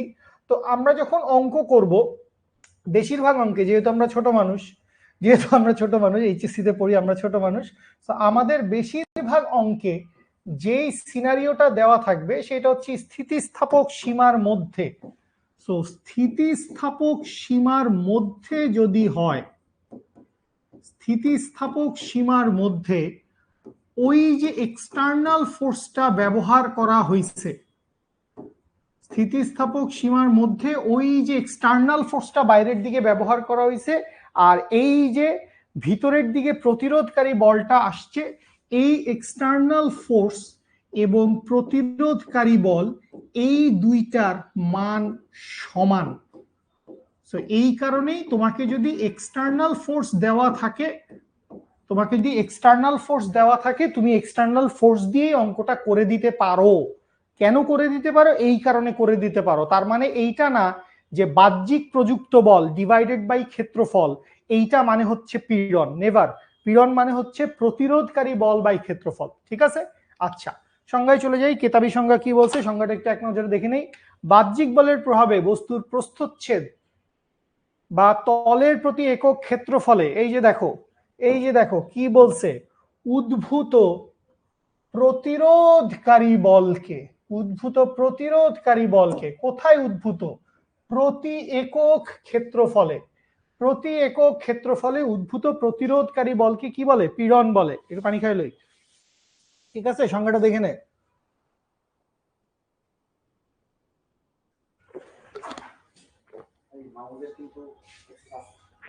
মাউসের অ্যাক্সেস আছে, কিবোর্ডেরও অ্যাক্সেস আছে। এত স্বাধীনতা আমি কই রাখবো? আই লাভ ইউ ভাই। ওকে, ঠিক আছে।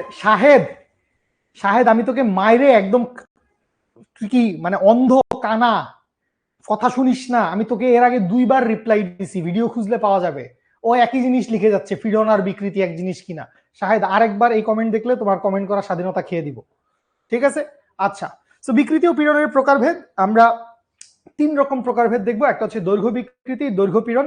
একটা হচ্ছে আয়তন বিকৃতি, আয়তন পীড়ন। একটা হচ্ছে ব্যবর্তন বিকৃতি, ব্যবর্তন পীড়ন, ঠিক আছে? আচ্ছা, প্রস্থচ্ছেদ লিখবো না? প্রস্থচ্ছেদ কখন লিখবো? যখন দৈর্ঘ্য বিকৃতি হবে। আয়তন বিকৃতির ক্ষেত্রে আবার লিখবো পৃষ্ঠতল ক্ষেত্রফল। ব্যবর্তন বিকৃতির ক্ষেত্রে লিখবো যেই তল স্পর্শ করে বল প্রযুক্ত হয় সেই তলের ক্ষেত্রফল, ঠিক আছে? এক এক সময় এক একটা লিখবো। আচ্ছা, ফার্স্টে চলে আসি দৈর্ঘ্য বিকৃতি এবং দৈর্ঘ্য পীড়ন। সো দৈর্ঘ্য বিকৃতি এবং দৈর্ঘ্য পীড়ন এটা নিয়ে অলরেডি আমরা পড়াশোনা করে ফেলছি। আমাদের এটা নিয়ে পড়াশোনা করার খুব বেশি কিছু বাকি নেই। কোন ছবিটা নিব আমরা? এই ছবিটাই যদি আমরা নিয়ে যাই, তো এই যে ছবিটা আছে, এই ছবিটাকে যদি আমি কপি করি, তো এই ছবিটাকে কপি করে, বিসমিল্লাহির রহমানির রহিম, পার্টি। তো এই হচ্ছে সিচুয়েশন। সো এইখানে খেয়াল করো, এটা হচ্ছে এ ক্ষেত্রফল। এই এ ক্ষেত্রফলের উপর বল প্রয়োগ করার কারণে এই বস্তুটা কি হয়েছে? এই বস্তুটা কিছুটা লম্বা হয়ে আসছে। তো এই যে বস্তুটা লম্বা হয়েছে, কদ্দুর লম্বা হয়েছে? বস্তুটা লম্বা হয়েছে স্মল এল পরিমাণ। এই স্মল এলটা কি? স্মল এলটা হচ্ছে ওর দৈর্ঘ্য বৃদ্ধি। আর এই যে এইটুকু ছিল হচ্ছে তার আদি দৈর্ঘ্য, সেটাকে লিখতে পারি হচ্ছে আমরা ক্যাপিটাল এল। তাহলে দৈর্ঘ্য বিকৃতি সমান আমরা কি বলতে পারবো? দৈর্ঘ্য বিকৃতি সমান আমরা বলতে পারবো হচ্ছে small L divided by capital L. এবং দৈর্ঘ্য পীড়ন সমান আমরা কি বলতে পারবো? দৈর্ঘ্য পীড়ন সমান আমরা বলতে পারবো এফ ডিভাইডেড বাই, এখন এফ প্রতিরোধকারী বল, এফ মানে কিন্তু অলওয়েজ প্রতিরোধকারী বল। So F divided by A. So যদি আমাদের প্রতিরোধকারী বলের মান দেওয়া না থাকে, দেওয়া থাকবে না বেশিরভাগ ক্ষেত্রে, বেসিক্যালি ওই যে বলছি স্থিতিস্থাপক সীমার মধ্যে প্রতিরোধকারী বল আর এক্সটার্নাল ফোর্স এই দুইটার মান সমান, ঠিক আছে। আচ্ছা, তো এইখানে চাইলে আমরা এফ এক্সটার্নাল ডিভাইডেড বাই এ বলতে পারি। আচ্ছা, যদি এইটা একটা তার হয়, এটা যদি একটা তার হয়, যদি সিলিন্ড্রিক্যাল তার হয়, নর্মালি তার কিন্তু সিলিন্ড্রিক্যালি হয়, তারের মাথাটা একটা সিলিন্ডার আকৃতির তার, বা তারের কথাই যদি বলে, সিলিন্ডার আকৃতির তার এই কথাটা আসলে বলার দরকার নেই, শুধু তারই যদি বলে তাইলে প্রস্থচ্ছেদের ক্ষেত্রফল, এই যদি একটা তার হয় তখন তারের এইটুকু প্রস্থচ্ছেদের ক্ষেত্রফল কি, এটা একটা বৃত্তাকার তল না, এটা একটা বৃত্তাকার তল।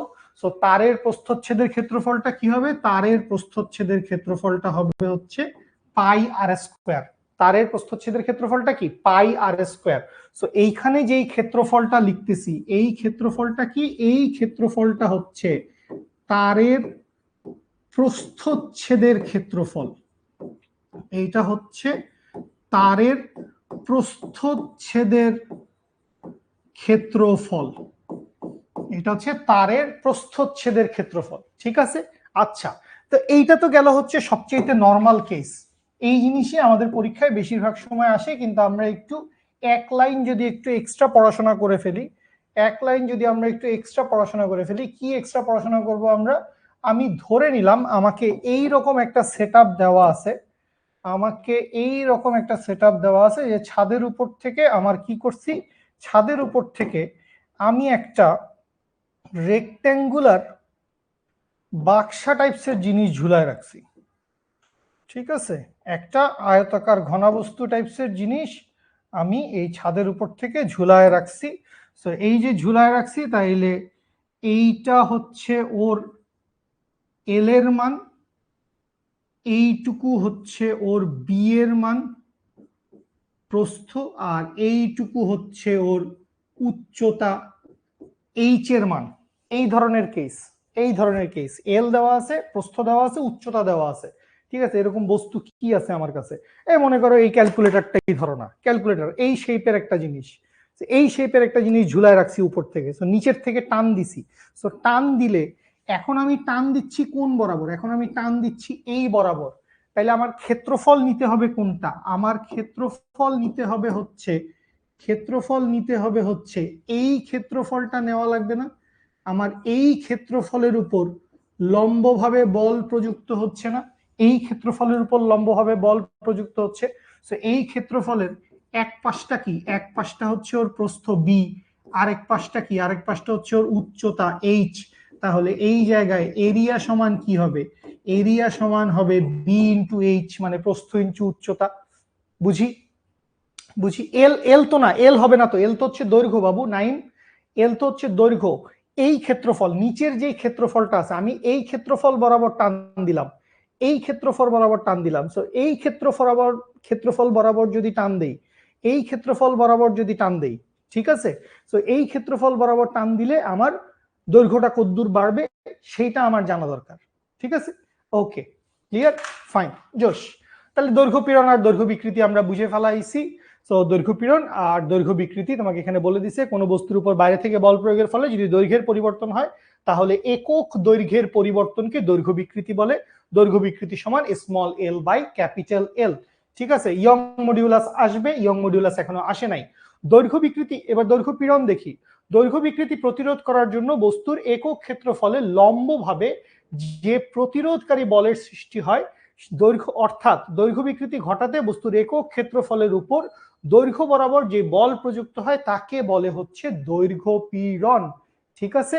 সো দৈর্ঘ্য পীড়নটা কি, দৈর্ঘ্য পীড়নটা হচ্ছে এফ বাই এ সমান এমজি। এফ, এমজিটা কোত্থেকে আসছে, এমজিটা কোত্থেকে আসছে এটা চিন্তা করাটা সহজ, যে মনে করি এই যদি একটা তার হয়, এই তারের নিচে আমি একটা ভর ঝুলাই দিছি, একটা বাটখারা ঝুলাই দিছি, তো এর ওজন ডব্লিউ ইকুয়ালস টু এমজি কাজ করতেছে নিচের দিকে, সো এইটাই বেসিক্যালি ওর এক্সটার্নাল ফোর্সের সমান। আর প্রতিরোধকারী বল তো উপরের দিকে ছিলই, সো স্থিতিস্থাপক সীমার মধ্যে এই এফ আর এফ এক্সটার্নাল সমান, ঠিক আছে। Okay fine. বি আর এইচ কেন হইলো বুঝলাম না। বি আর এইচ, এই যে এই ছবিটা দেখলেই তো বি আর এইচ এর ব্যাপারটা বোঝা যায় বাবা, এত সহজ জিনিস না বুঝলে কি করে হবে। মনে করো এই যে নিচের তল, এই নিচের তলের উপর বল প্রযুক্ত হচ্ছে, তার মানে এই যে নিচের তলটা ছিল, এই নিচের তলের উপর লম্বভাবে বল প্রযুক্ত হচ্ছে। তো এই তলের একটা বাহু হচ্ছে বি আর একটা বাহু হচ্ছে এইচ। সো দৈর্ঘ্য গুণন প্রস্থ, আলটিমেটলি তো জিনিসটা একটা আয়তাকার জিনিস, ঠিক আছে। হ্যাঁ সংজ্ঞা মুখস্থ করতে হবে, সংজ্ঞা মুখস্থ করতে হবে। এই দুটো সমান হয় কিভাবে? হ্যাঁ সমান হয়, এটা হচ্ছে স্থিতিস্থাপক সীমার ভিতরে এই দুইটা সমান হয়, স্থিতিস্থাপক সীমার ভিতরে এই দুইটা সমান হয়, ঠিক আছে। ওকে আচ্ছা, এরকম একটা কোশ্চেন দেখছিলাম বোধহয়, ভাল লাগে এরকম কোশ্চেন দেখলে। কোথায় আব্দুল সিয়াম, আমি এখন তোর কোশ্চেনের রিপ্লাই দিতে পারছি না, সরি। আচ্ছা কে জানি নাইম বোধহয় কোশ্চেন করছিলি, নাইম না, নাইমের তার কোনো কোশ্চেন পাইলাম না, নাইমের আর কোনো কোশ্চেন পাইলাম না। যদি স্থিতিস্থাপক, আচ্ছা একজন জিজ্ঞেস করছে স্থিতিস্থাপক সীমার মধ্যে না হইলে কি হয়, না স্থিতিস্থাপক সীমার মধ্যে না হইলে কি হয় ওইটা আমাদের স্থিতিস্থাপকতার সিলেবাসে নাই, এইচএসসি সিলেবাসে নাই, এটা পড়বেন আপনারা ভার্সিটিতে উঠলে। উচ্চতা ভাইয়া লম্ব বরাবর হয় না, হ্যাঁ উচ্চতা মানে দৈর্ঘ্য বলছি আর কি, উচ্চতা না বলে ওইটাকে আমরা দৈর্ঘ্য বলছি, উচ্চতা না বলে দৈর্ঘ্য বলছি। আচ্ছা, প্রতিরোধকারী বল আর বাহ্যিক বল সমান হইলে বস্তুর প্রসারণ হবে। হ্যাঁ ভেরি গুড সারোয়ার, আমি সারোয়ারের কোশ্চেনটা খুঁজতেছিলাম। সারোয়ার বলছে যে দেখেন ভাই, এই বস্তুটার মধ্যে নিচের দিকে এক্সটার্নাল ফোর্স লাগাইছি, উপরের দিকে ওর একটা প্রতিরোধকারী বল যাচ্ছে, বস্তুটা কি লম্বা হবে? হ্যাঁ বাবু, এই ক্ষেত্রেই বস্তুটা লম্বা হবে। বরং যেটা হবে না সেটা হচ্ছে এই বস্তুটার কোনো ভর কেন্দ্রের স্মরণ ঘটবে না। এই বস্তুটার কি হবে না, এই বস্তুটার কোনো ভর কেন্দ্রের স্মরণ ঘটবে না, আলটিমেটলি কোনো কৃত কাজ হবে না, বস্তুর স্মরণ নাই, ভর কেন্দ্রের স্মরণ নাই, তাহলে কোনো কৃত কাজ নাই। কিন্তু যখনই একটা বস্তুকে সমান ও বিপরীতমুখী বলে, সমান ও বিপরীতমুখী বলে দুই পাশে টান দিছি, সমান ও বিপরীতমুখী বলে দুই পাশে টান দিছি, তখনই বস্তুটা প্রসারিত হবে, বস্তুটা তখনই প্রসারিত হবে, দুই পাশে সমান বল, টানাটানি, টানাটানি করলেই বস্তুটা প্রসারিত হয়, ঠিক আছে। আচ্ছা এবার চলে আসি, স্থিতিস্থাপক সীমা গিয়ে শুরুতে পড়াইছি, কথা বলছি। এবারে চলে আসি আয়তন বিকৃতি এবং আয়তন পীড়ন। সো আয়তন বিকৃতি আর আয়তন পীড়নের ব্যাপারটা কি, খুব সিম্পল, আমরা একটু ফার্স্ট করি। সো এই মনে করি একটা ফুটবল আছে বা একটা সিলিন্ডার আছে, বাতাসের সিলিন্ডার কিছু একটা আছে। তো এই বস্তুটার আদি আয়তন কত? এই বস্তুটার আদি আয়তন আমি মনে করলাম হচ্ছে ক্যাপিটাল ভি। আদি আয়তনটা কত? আদি আয়তনটা হচ্ছে ক্যাপিটাল ভি। তো এই বস্তুটার উপর চারদিক থেকে আমরা কি করছি, এই বস্তুটার উপর চারদিক থেকে হচ্ছে আমরা বল প্রয়োগ করছি, এই বস্তুটার উপর চারদিক থেকে আমরা কি করছি, এই বস্তুটার উপর চারদিক থেকে আমরা বল প্রয়োগ করছি। এই যে বস্তুটার উপর চারদিক থেকে আপনি বল প্রয়োগ করছেন, মানে এফ বল প্রয়োগ করছেন আর কি। এই যে চারদিক থেকে এফ বল প্রয়োগ করছেন, এই এফ বল প্রয়োগ করার কারণে বস্তুটা কি হইল, বস্তুটা সংকুচিত হয়ে গেল, বস্তুটার আয়তন পরিবর্তন হইল, বস্তুটার কি হইল, বস্তুটার হইল আয়তন পরিবর্তন হইল। হ্যাঁ কঠিন বস্তুর দৈর্ঘ্যের পরিবর্তন ঘটবে। এই যে বস্তুর আয়তন পরিবর্তন হইছে, তো এই আয়তন পরিবর্তনটাকে আমি মনে করলাম আয়তন পরিবর্তন। তো এই আয়তন পরিবর্তন বা এখানে এটাকে আমি হ্রাস বলতে পারি। তো এই আয়তন পরিবর্তন বা হ্রাসের পরিমাণটা হচ্ছে স্মল ভি, আয়তন পরিবর্তন বা হ্রাসের পরিমাণ হচ্ছে স্মল ভি। সিয়াম কি জানি কোশ্চেন করছিস, এখন দেখতে পাচ্ছি না, সো পরে করিস। আয়তন পরিবর্তন বা হ্রাসের পরিমাণটা কি, স্মল ভি। তাহলে এইখান থেকে আয়তন বিকৃতি সমান কি আসবে, এইখান থেকে আয়তন বিকৃতি সমান আসবে হচ্ছে small V divided by capital V. আয়তনের পরিবর্তন ডিভাইডেড বাই আদি আয়তন, আয়তন যদ্দূর হ্রাস পাইছে ওইটা ডিভাইডেড বাই আদি আয়তন। আচ্ছা এখন খেয়াল করো, এই যে বলটা প্রযুক্ত হয়েছে, আমরা তো আলটিমেটলি বিকৃতি বাইর করে থামতে চাই না, আমরা তো হচ্ছে আয়তন পীড়নও বাইর করতে চাই। তো এই যে আয়তন পীড়নটা আছে, এই আয়তন পীড়ন সমান কি হবে? আয়তন পীড়ন সমান হবে, মানে এটা তো এক্সটার্নাল ফোর্স, এইটা external force, so external force okay বাইরের থেকে চাপ দিছে, সো ভিতরের থেকে ওর কি হবে? একটা প্রতিরোধকারী বল তৈরি হবে, ভিতরের থেকে ওর একটা প্রতিরোধকারী বল তৈরি হবে, সো এই প্রতিরোধকারী বল ডিভাইডেড বাই ক্ষেত্রফল। তো এখন এই যে বলটার উপর, এই যে সিলিন্ডারটা বা গোল বলটার উপর আমি কি করছি?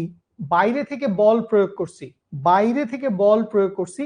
এই বল প্রয়োগ করার কারণে কি হয়েছে? কোন ক্ষেত্রফলের উপর, কোন ক্ষেত্র, হ্যাঁ বেলুনও চিন্তা করা যায়, বেলুনও চিন্তা করা যায়। জিসান আসবে আসবে। সো আমরা কি করছি? আমরা বস্তুর পৃষ্ঠতল, খেয়াল করো আমরা কিসের উপর বল প্রয়োগ করতেছি। আমার কাছে গোল কিছু নাই, ফুটবল টুটবল নাই, থাকলে ভালো হইতো। পানির বোতলটা দিয়ে দেখো, আমরা কি করছি? এই বস্তুর পৃষ্ঠতলের উপর বল প্রয়োগ করছি, বস্তুর কি পৃষ্ঠতলের উপর বল প্রয়োগ করছি। সো এই জায়গায় আমরা যে ক্ষেত্রফলের উপর বল প্রয়োগ করছি, এইটা বেসিক্যালি ওর পৃষ্ঠতলের ক্ষেত্রফল। এটা কিসের ক্ষেত্রফল? এটা হচ্ছে ওর পৃষ্ঠতলের ক্ষেত্রফল।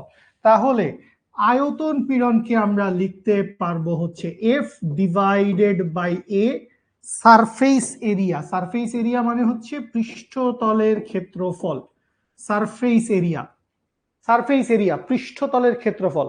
সারফেস এরিয়ার উপর লম্বভাবে বল প্রযুক্ত হচ্ছে। ক্রিয়া প্রতিক্রিয়ার কথা আগে হয়ে গেছে, ক্রিয়া প্রতিক্রিয়া এখানে আসবে না, ঠিক আছে? ক্রিয়া প্রতিক্রিয়া দুইটা ডিফারেন্ট বস্তুর উপর হয়। এই এক্সটার্নাল বলটা হচ্ছে ক্রিয়া, আর আমি বাইরে থেকে বল প্রয়োগ করলে আমার হাতে যেই বলটা আসবে সেইটা হচ্ছে প্রতিক্রিয়া, ঠিক আছে? আচ্ছা, এখন যদি এরকম হয়, বেশিরভাগ ক্ষেত্রে আমাদের যেটা দেওয়া থাকবে হচ্ছে গোলক। সো গোলক যদি দেওয়া থাকে তাইলে গোলকের সারফেস এরিয়া কত হবে? গোলকের সারফেস এরিয়া হবে হচ্ছে 4πr²। গোলকের সারফেস এরিয়াটা কত? 4πr², ঠিক আছে? আমরা ভিতরের আয়তনটাকে কোনো কিছু ধরি নাই। যদি তুমি ভিতরের আয়তনটাকে V2 ধরো, V2 যদি তোমার পরিবর্তিত আয়তন হয়, V2 যদি তোমার পরিবর্তিত আয়তন হয়, সেটা আমার ধরার দরকার হয় নাই বলে আমি ধরি নাই।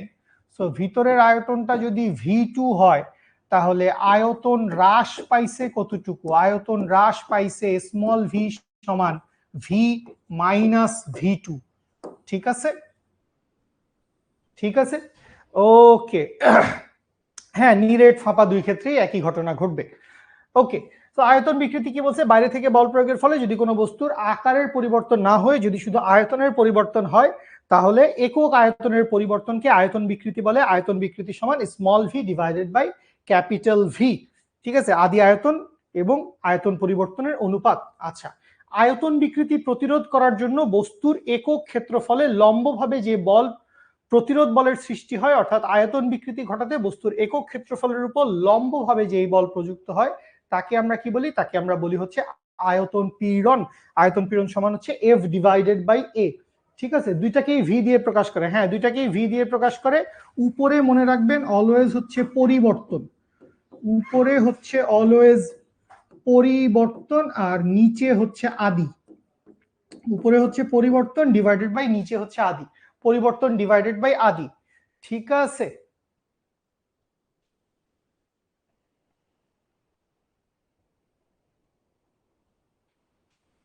ওকে, সামনে আগাই। ব্যাবর্তন বিকৃতি এবং ব্যাবর্তন পীড়ন, এটাই আমাদের মোটামুটি লাস্ট টপিক। এরপরে আমরা গুণাঙ্কগুলো দেখে ফেলবো, হুকের সূত্র দেখে ফেলবো, কাহিনী শেষ হয়ে যাবে, ক্লাস শেষ হয়ে যাবে, ছুটি, সোনার বাংলাদেশ। আচ্ছা, ব্যাবর্তন ব্যাপারটার জন্য একটা বই থাকলে খুব ভালো হইতো। বই তো পাচ্ছি না আমি কোথাও, দেখি কোনো বই আছে কিনা। ভাই কোনো বই আছে আমাদের এখানে? বই বই এনি বই, এনি বই, এনি বই।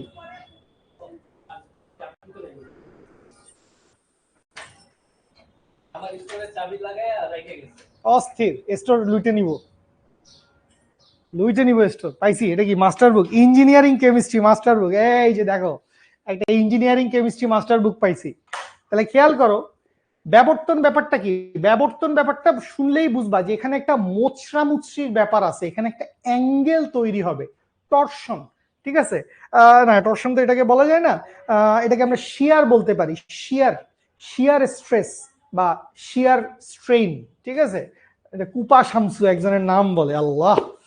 খেয়াল করো এই বইটার উপরে আমি কি করব, এই বইটার উপরে আমি একটা স্পর্শকীয় বল প্রয়োগ করব। খেয়াল করো এই বইটার উপরে আমি একটা স্পর্শকীয় বল, যেটাকে আমরা বলি হচ্ছে ট্যানজেনশিয়াল ফোর্স। স্পর্শকীয় বল বা ট্যানজেনশিয়াল ফোর্স মানে তল স্পর্শ করে বল চলে যাচ্ছে, তল স্পর্শ করে বল চলে যাচ্ছে।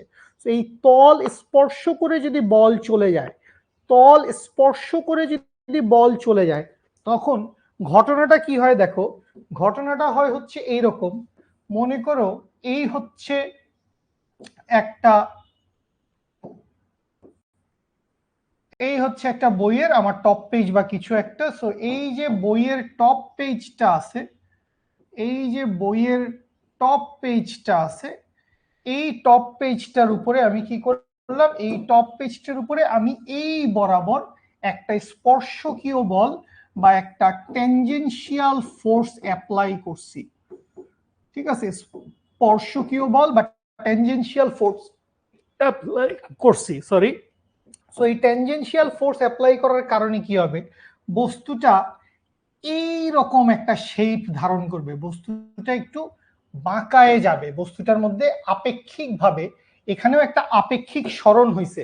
এখানে আপেক্ষিক সরণটা কার হইছে, প্রথমবার আপেক্ষিক সরণ হয়েছিল দৈর্ঘ্যের, পরের বার আপেক্ষিক সরণ হয়েছিল আয়তনের, এখানে আপেক্ষিক সরণ হয়েছে বস্তুর আকৃতির বা একটা অ্যাঙ্গেলের।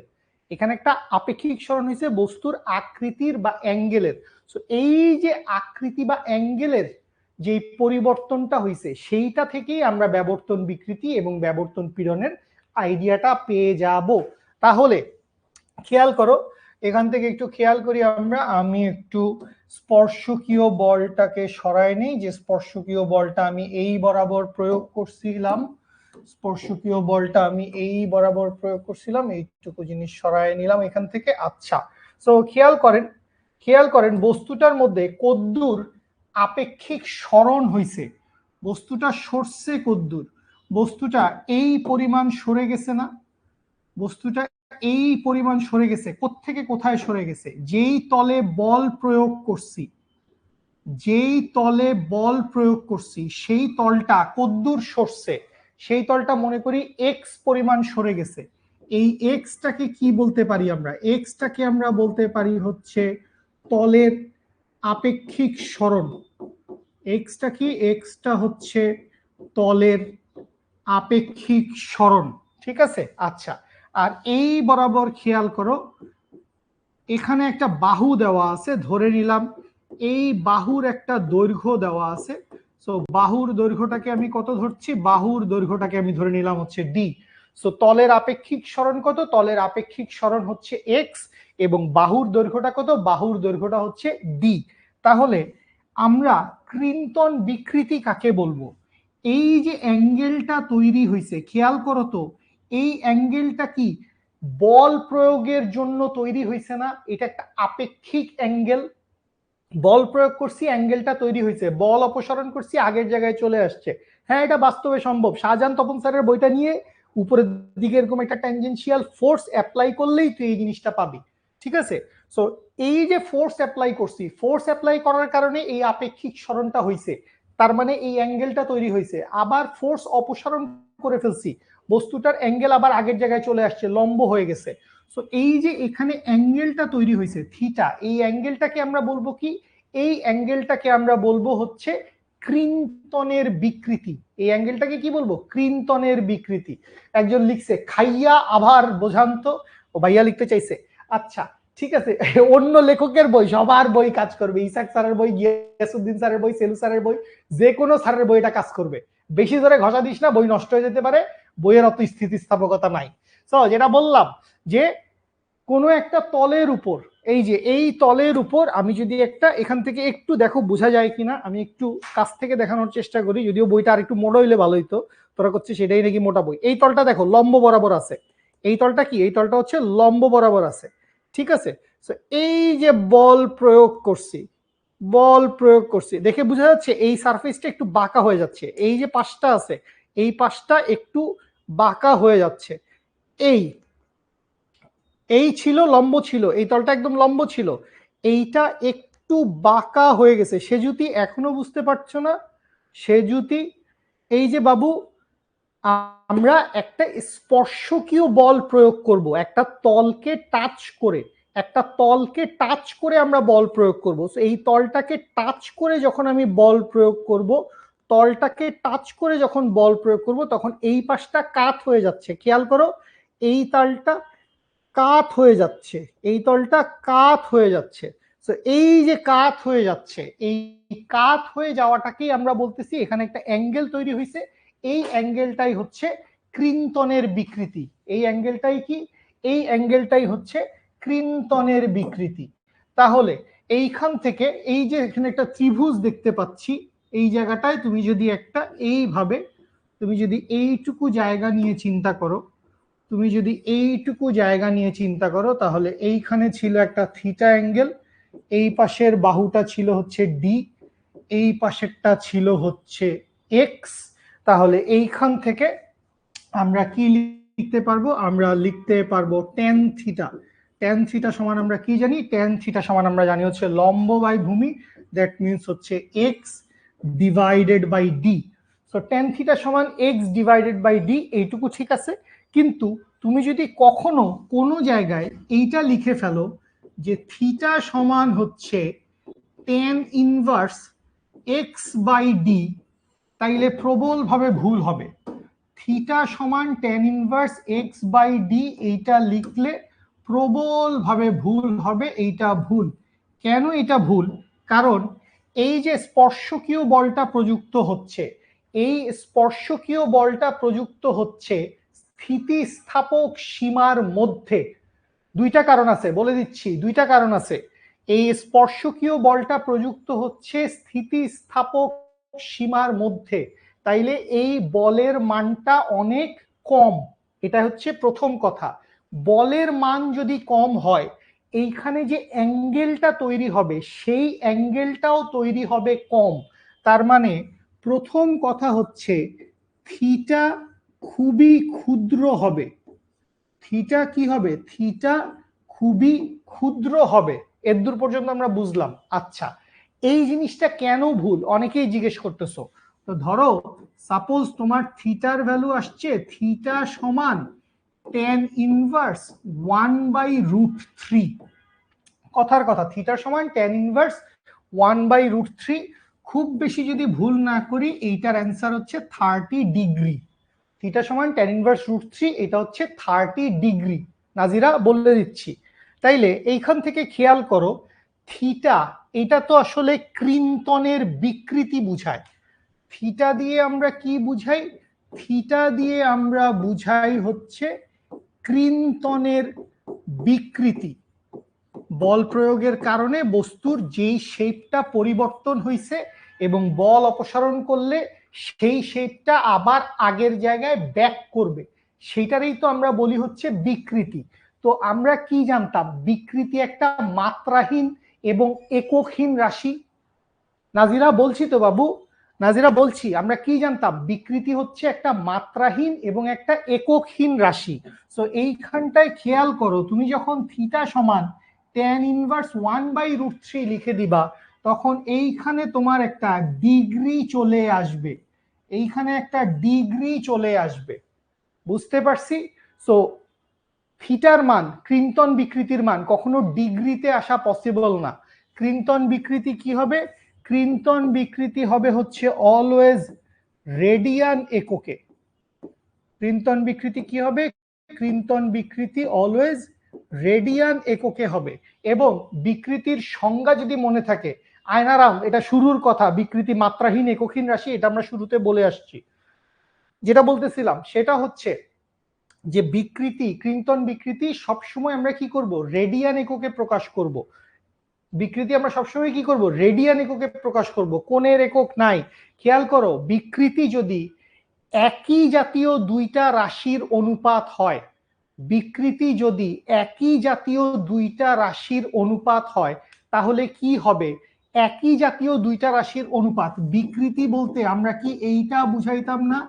বিকৃতি বলতে কি বুঝাইতাম? একই জাতীয় দুইটা রাশির অনুপাত।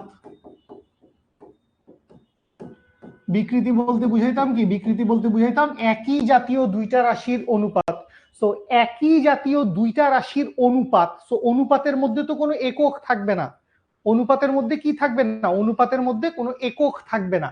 সো ক্রিন্তন বিকৃতিরও কোনো একক থাকবে না, ডিগ্রি আসতে পারবে না।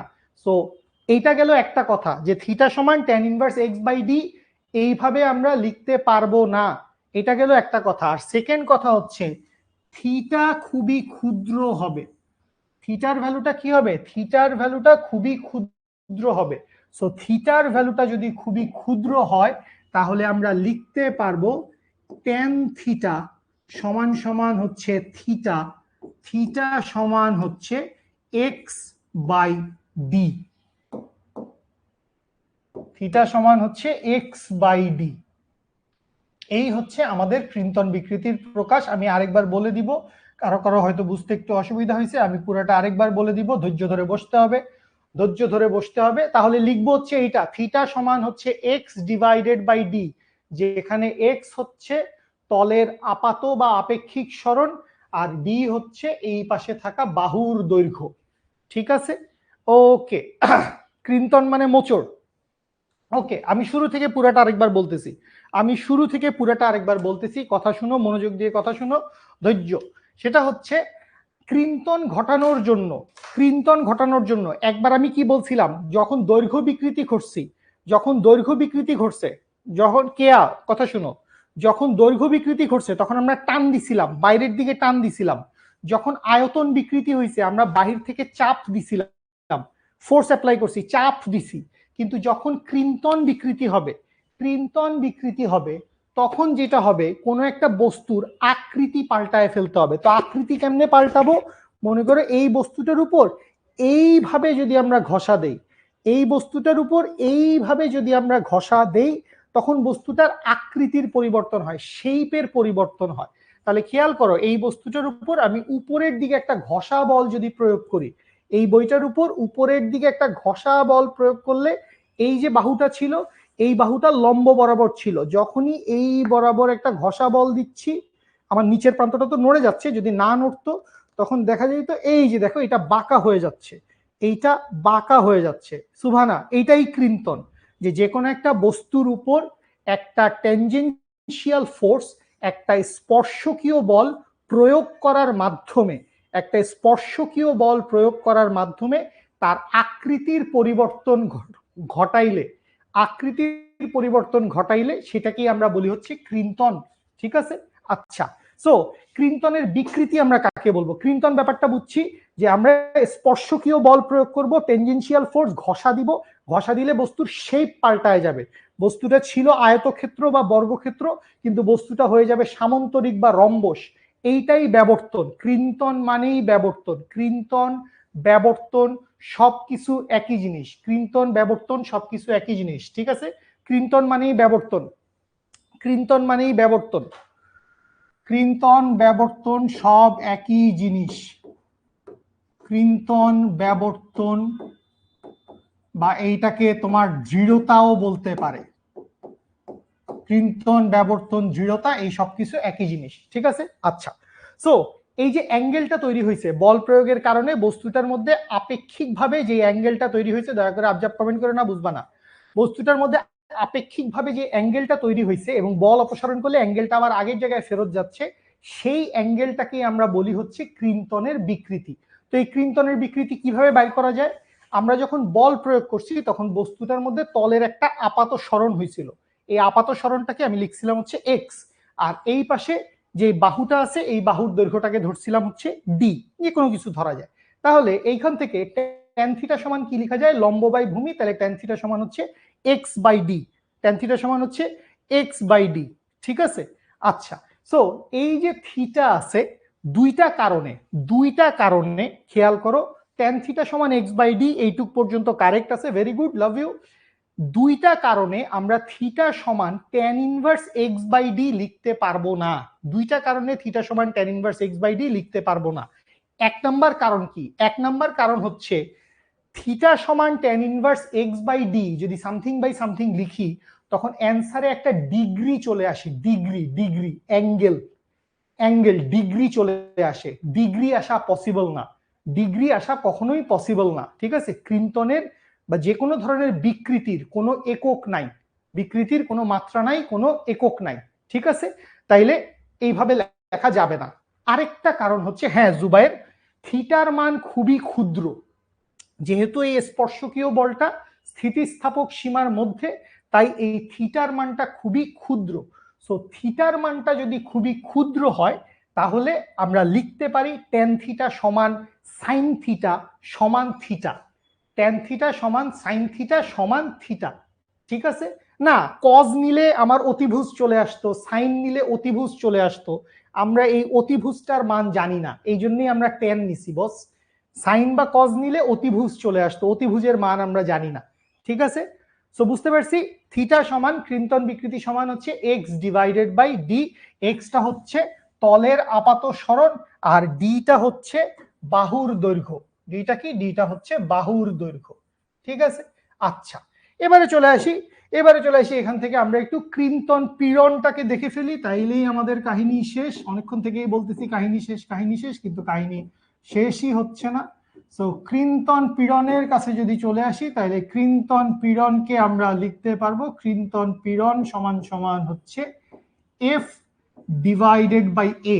এখানে এই এর পরিচয় কি? যেই তল স্পর্শ করে, যেই তল স্পর্শ করে বল প্রযুক্ত হয়, যেই তল স্পর্শ করে বল প্রযুক্ত হয়। ক্রিম্পটন, ক্রিম্পটন একজন বানাইছে রিংটোন, রিংটোন ছোঁয়া, টেন কোথাও যায় নাই বাবু, টেন কোথাও যায় নাই। এইটা ট্রিগোনোমেট্রিতে পড়াইছে নিশ্চয়ই বসেরা। থিটা খুবই ছোট হলে, থিটা খুবই ছোট হলে টেন থিটার ভ্যালু, সাইন থিটার ভ্যালু এবং থিটা রেডিয়ানের ভ্যালু সেম হয়। থিটা যদি খুবই ছোট হয়, থিটা যদি খুবই ছোট হয়, তখন টেন থিটা সমান সাইন থিটা সমান থিটা রেডিয়ান হয়, এটা আমরা জানি, ঠিক আছে। থিটা খুবই ছোট হলে টেন থিটা সমান সাইন থিটা সমান থিটা হবে, ঠিক আছে। আচ্ছা, যেটা বলতেছিলাম ক্ষেত্রফলের কথাটা বলি, ক্ষেত্রফলের কথাটা বলি, যে ক্রিম্পটন পীড়নের জন্য আমাদের কি হচ্ছে, যেই তল স্পর্শ করে বল প্রযুক্ত হচ্ছে, যেই তল স্পর্শ করে বল প্রযুক্ত হচ্ছে। সো এখানে কোন তল স্পর্শ করে বল প্রযুক্ত হচ্ছে? এই তল স্পর্শ করে বল প্রযুক্ত হচ্ছে, এই তল স্পর্শ করে বল প্রযুক্ত হচ্ছে। তাইলে এই তলের ক্ষেত্রফল কত? দৈর্ঘ্য গুণন প্রস্থ। এই তলের ক্ষেত্রফল কত? দৈর্ঘ্য গুণন প্রস্থ। উপরের ছবিটায় খেয়াল করো, উপরের ছবিটায় কোন তল স্পর্শ করে বল প্রযুক্ত হয়েছিল? এই তলটা স্পর্শ করে বল প্রযুক্ত হয়েছিল।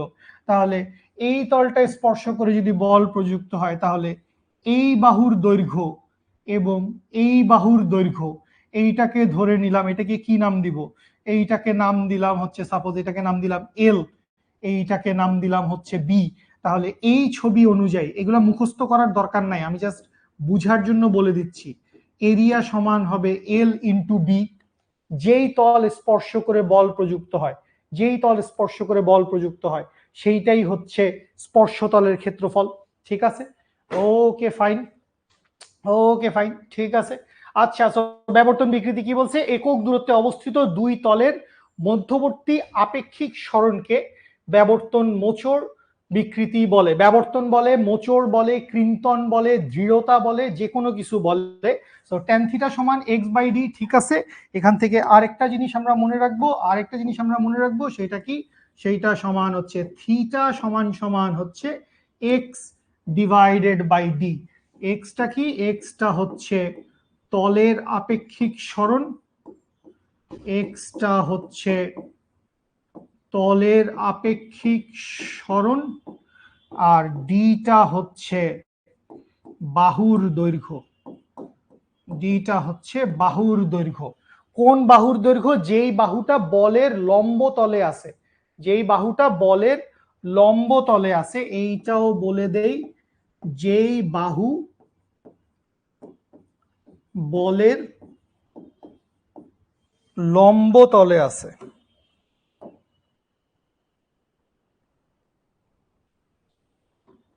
যেই বাহু বলের লম্ব ভাবে আছে, যেই বাহু বলের লম্ব ভাবে আছে। এই যে এই বরাবর ফোর্স অ্যাপ্লাই করছিলাম, তাহলে এই বাহুটা কিভাবে আছে, বলের সাথে লম্ব বরাবর আছে।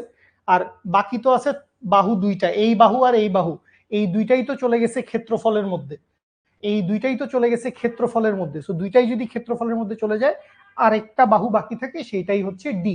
ঠিক আছে, আচ্ছা, তো হচ্ছে ব্যাবর্তন বিকৃতির কথা বললাম। ব্যাবর্তন পীড়ন কি বলছে, ব্যাবর্তন বিকৃতি প্রতিরোধ করার জন্য একক ক্ষেত্রফলে যে প্রতিরোধ বলের সৃষ্টি হয়, অর্থাৎ ব্যাবর্তন বিকৃতি ঘটাতে একক ক্ষেত্রফলের উপর যে স্পর্শকীয় বল প্রযুক্ত হয় তাকে বলে হচ্ছে ব্যাবর্তন পীড়ন। হ্যাঁ, এতগুলো ডেফিনেশন মনে রাখতে হবে। সো আজকের ক্লাসটা মোটামুটি ডেফিনেশন মনে রাখারই ক্লাস ছিল। আমাদের আরো কিছু জিনিসপত্র ছিল, আমি লাস্ট একটা ছোট্ট জিনিস বলি। ব্যাবর্তনটা বুঝতে পারছি, লাস্ট আমরা হুকের সূত্র থেকে নেক্সট দিন শুরু করব। আমরা নেক্সট দিন থেকে হুকের সূত্র থেকে শুরু করব। লাস্ট একটু এই কথাটা বলে যাই, সেটা হচ্ছে অসহ ভার বা অসহ পীড়ন। সো অসহ ভার বা অসহ পীড়ন মানে কি, অসহ ভার বা অসহ পীড়ন এই ব্যাপারটা আপনারা জানেন। ওই যে স্থিতিস্থাপক সীমা পড়ছিলাম, মনে আছে, স্থিতিস্থাপক সীমা। সো স্থিতিস্থাপক সীমাটাই হচ্ছে বেসিক্যালি ওর অসহ পীড়নের আগের লাইন। মানে ধরো একটা বস্তু 2 নিউটন বলে টান দিছি, লাস্ট কথা, একটা বস্তু 2 নিউটন বলে টান দিছি, ছেড়ে দিছি, আগের জায়গায় ফিরছে।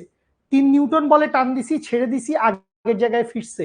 কিন্তু 3.1 নিউটন বলে টান দিছি, 3.1 নিউটন বলে টান দিছি, ছেড়ে দিছি, বস্তু আগের জায়গায় ফিরে নাই। সো ওই যে সর্বনিম্ন যতটুকু বল প্রয়োগ করলে বস্তুটা আর আগের জায়গায় ফিরে যায় না, বা বস্তুটা ছিঁড়ে যায়, বা বস্তুটা ভেঙে যায়, সেইটাকে আমরা বলি হচ্ছে তার অসহ ভার। যতটুকু ওজন চাপাইলে বস্তুটা আর আগের জায়গায় ফিরে না, সেইটাকে আমরা বলি হচ্ছে তার অসহ ভার। আর এই অসহ ভারের বিরুদ্ধে প্রতি একক ক্ষেত্রফলে যেই পীড়ন তৈরি হয় সেটাকে আমরা বলি হচ্ছে অসহ পীড়ন। তো খেয়াল করেন কি বলছে, যেই পরিমাণ বল প্রয়োগ করলে বা ভার চাপালে বস্তুটা ছিঁড়ে যায় বা ভেঙে পড়ে যায় তাকে বলে হচ্ছে অসহ ভার। আর অসহ ভারের দরুন বস্তুটার প্রস্থচ্ছেদের ক্ষেত্রফল বা তলের প্রতি একক ক্ষেত্রফলে উৎপন্ন প্রতিক্রিয়া বলকে বলে হচ্ছে অসহ পীড়ন। ঠিক আছে, মানুষের স্থিতিস্থাপক সীমা কত কইতে পারবো না, মানুষ তো আসলে অনেক নার্ভ টার্ভের ব্যাপার স্যাপার আছে, ব্যতিক্রম এটা না, এটা হচ্ছে স্থিতিস্থাপক সীমার বাইরে, এটা হচ্ছে স্থিতিস্থাপক সীমার বাইরে। অসহ পীড়নটা বুঝি নাই, খেয়াল করো। ধরো এই মনে করি হচ্ছে দেশের অবস্থা, তো এইখানে মনে করো 5 কেজি ওজন, 5 কেজি ভর চাপাইলে, 5 কেজি ভর চাপানোর ফলে বস্তুটা কি হয়েছে, বস্তুটা হচ্ছে ছিঁড়ে গেছে। 5 কেজি ভর চাপানোর কারণে বস্তুটা কি হয়েছে, বস্তুটা হচ্ছে ছিঁড়ে গেছে। এই যে 5 কেজি ভর চাপানোর কারণে বস্তুটা ছিঁড়ে গেছে, তাহলে তার অসহ ভার, ভার মানে কি, ভার মানে হচ্ছে ওজন। অসহ ভার বা অসহ ওজন সমান সমান হচ্ছে 5 × g, মানে mg আর কি, জি দিয়ে গুণ করে দিব। আর অসহ পীড়নটা কি হবে, অসহ পীড়নটা হবে হচ্ছে এই যে প্রস্থচ্ছেদটা আছে, এই প্রস্থচ্ছেদের ক্ষেত্রফল যদি a হয়, তাহলে অসহ পীড়ন হবে হচ্ছে 5 × g ডিভাইডেড বাই হচ্ছে a। এই হচ্ছে অসহ পীড়ন। আচ্ছা, ছুটি, তারপরও একটা কোয়েশ্চেন জিজ্ঞেস করে ফেলছে কেউ একজন, স্থিতিস্থাপক ক্লান্তি আমি আর এটার কথা আলাদা করে কোনো স্লাইডে লিখলাম না, এই স্লাইডেই লিখে দিচ্ছি, নিজে একটু বই থেকে রিডিং পড়ে নিস। জানি না কিভাবে মিস করে ফেলছি। স্থিতিস্থাপক ক্লান্তি। সো স্থিতিস্থাপক ক্লান্তির ব্যাপারটা কি? ক্লান্তি তো বুঝতেছি, টায়ার্ড হয়ে গেছি। ক্লান্তি তো বুঝতেছি, টায়ার্ড হয়ে গেছি। সো ব্যাপারটা হচ্ছে একটা বস্তুকে আমি বারবার টানতেছি, ছেড়ে দিচ্ছি, বারবার টানতেছি, ছেড়ে দিচ্ছি, বারবার টান দিচ্ছি, ছেড়ে দিচ্ছি। সো এই যে বারবার টান দিচ্ছি, মিজু ভালো কোশ্চেন, লাইনে থাকো।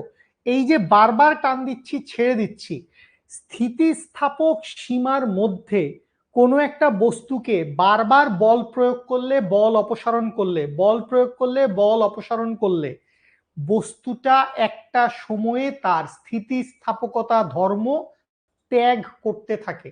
একটা সময়ে বস্তুর স্থিতিস্থাপকতা ধর্ম হ্রাস পাইতে থাকে, বস্তুটা ক্লান্ত হয়ে যায়, ওর মধ্যে একটা ফ্যাটিগ চলে আসে। এটাকে বলে হচ্ছে ইলাস্টিক ফ্যাটিগ। স্থিতিস্থাপক ক্লান্তি, ইলাস্টিক ফ্যাটিগ। এটা নাই কেন আমার স্লাইডে? থাকার কথা ছিল তো, না নাই। যাই হোক, স্থিতিস্থাপক ক্লান্তিটা মিস করছি সামহাও। সো স্থিতিস্থাপক ক্লান্তি, ইলাস্টিক ফ্যাটিকটা কি? কোনো একটা বস্তুর মধ্যে আমি যদি স্থিতিস্থাপক সীমার ভিতরেই বারবার বল প্রয়োগ করি, বারবার অপসারণ করি, বস্তুটা একটা সময় পরে গিয়ে ওর স্থিতিস্থাপকতা ধর্ম ত্যাগ করে। বইতে সংজ্ঞা পাবি, টপিকের নাম লেখা আছে, লিখে নে। একটা বস্তুকে স্থিতিস্থাপক সীমার ভেতরে বারবার বল প্রয়োগ করলে এবং বারবার ছেড়ে দিলে সেই বস্তুটা একসময় স্থিতিস্থাপকতা ধর্ম ত্যাগ করতে পারে। গুড, দুইটা question back to back. Fouzia জিজ্ঞেস করছে এক্সাম্পল কি, সেজুতি আফরিন এক্সাম্পল দিয়ে দিছে। ফৌজিয়া এবং সেজুতি দুজনকেই লাভ ইউ। একটা রাবার ব্যান্ড বা যে কোনো চুলের ব্যান্ড আপনারা ইউজ করেন, একটা রাবার ব্যান্ড, ইলাস্টিকের ব্যান্ড, চুলের ব্যান্ড আপনি যদি অনেক দিন ইউজ করতে থাকেন, চুল বাঁধতে থাকেন, একটা সার্টেইন টাইম পরে আপনি গিয়ে দেখেন সেইটা ঢিলা হয়ে গেছে, সেটা লুজ হয়ে গেছে। আগে যদি চুলের মধ্যে 2 বার প্যাঁচ দেওয়া লাগতো, এখন চুলের মধ্যে 5 বার বা 3 বার প্যাঁচ দেওয়া লাগে। তার মানে ওর ইলাস্টিসিটি, স্থিতিস্থাপকতা ধর্ম হ্রাস পাইছে, ও আর টাইট করে ধরে রাখতে পারতেছে না। ঠিক আছে, বুঝতে পারছি। সো আমরা স্থিতিস্থাপকতার বেসিক আইডিয়াটুকু নিছি। আমরা বেশিরভাগ জিনিসপত্রের থিওরির কথাবার্তা বলছি, এমসিকিউ বা ম্যাথ একেবারেই দেখি নাই, সূত্র দেখি নাই। বা আমরা পীড়ন বিকৃতি জিনিসগুলোকে এস্টাবলিশ করছি, আমরা পীড়ন বিকৃতি জিনিসগুলোকে এস্টাবলিশ করছি। ঠিক আছে, হ্যাঁ সংজ্ঞাপূর্ণ ক্লাস ছিল, সংজ্ঞাপূর্ণ ক্লাস ছিল। ঠিক আছে, লাভ ইউ সো মাচ বাচ্চা লোক। ক্লাসের সংজ্ঞাগুলো ইম্পর্টেন্ট।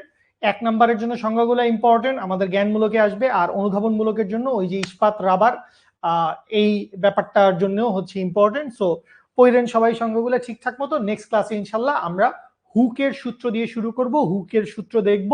যেহেতু আমরা 3 ধরনের পীড়ন বিকৃতি দেখে ফেলছি, দৈর্ঘ্য বিকৃতি, দৈর্ঘ্য পীড়ন, এদের জন্য দৈর্ঘ্য গুণাঙ্ক বা ইয়ং এর গুণাঙ্ক।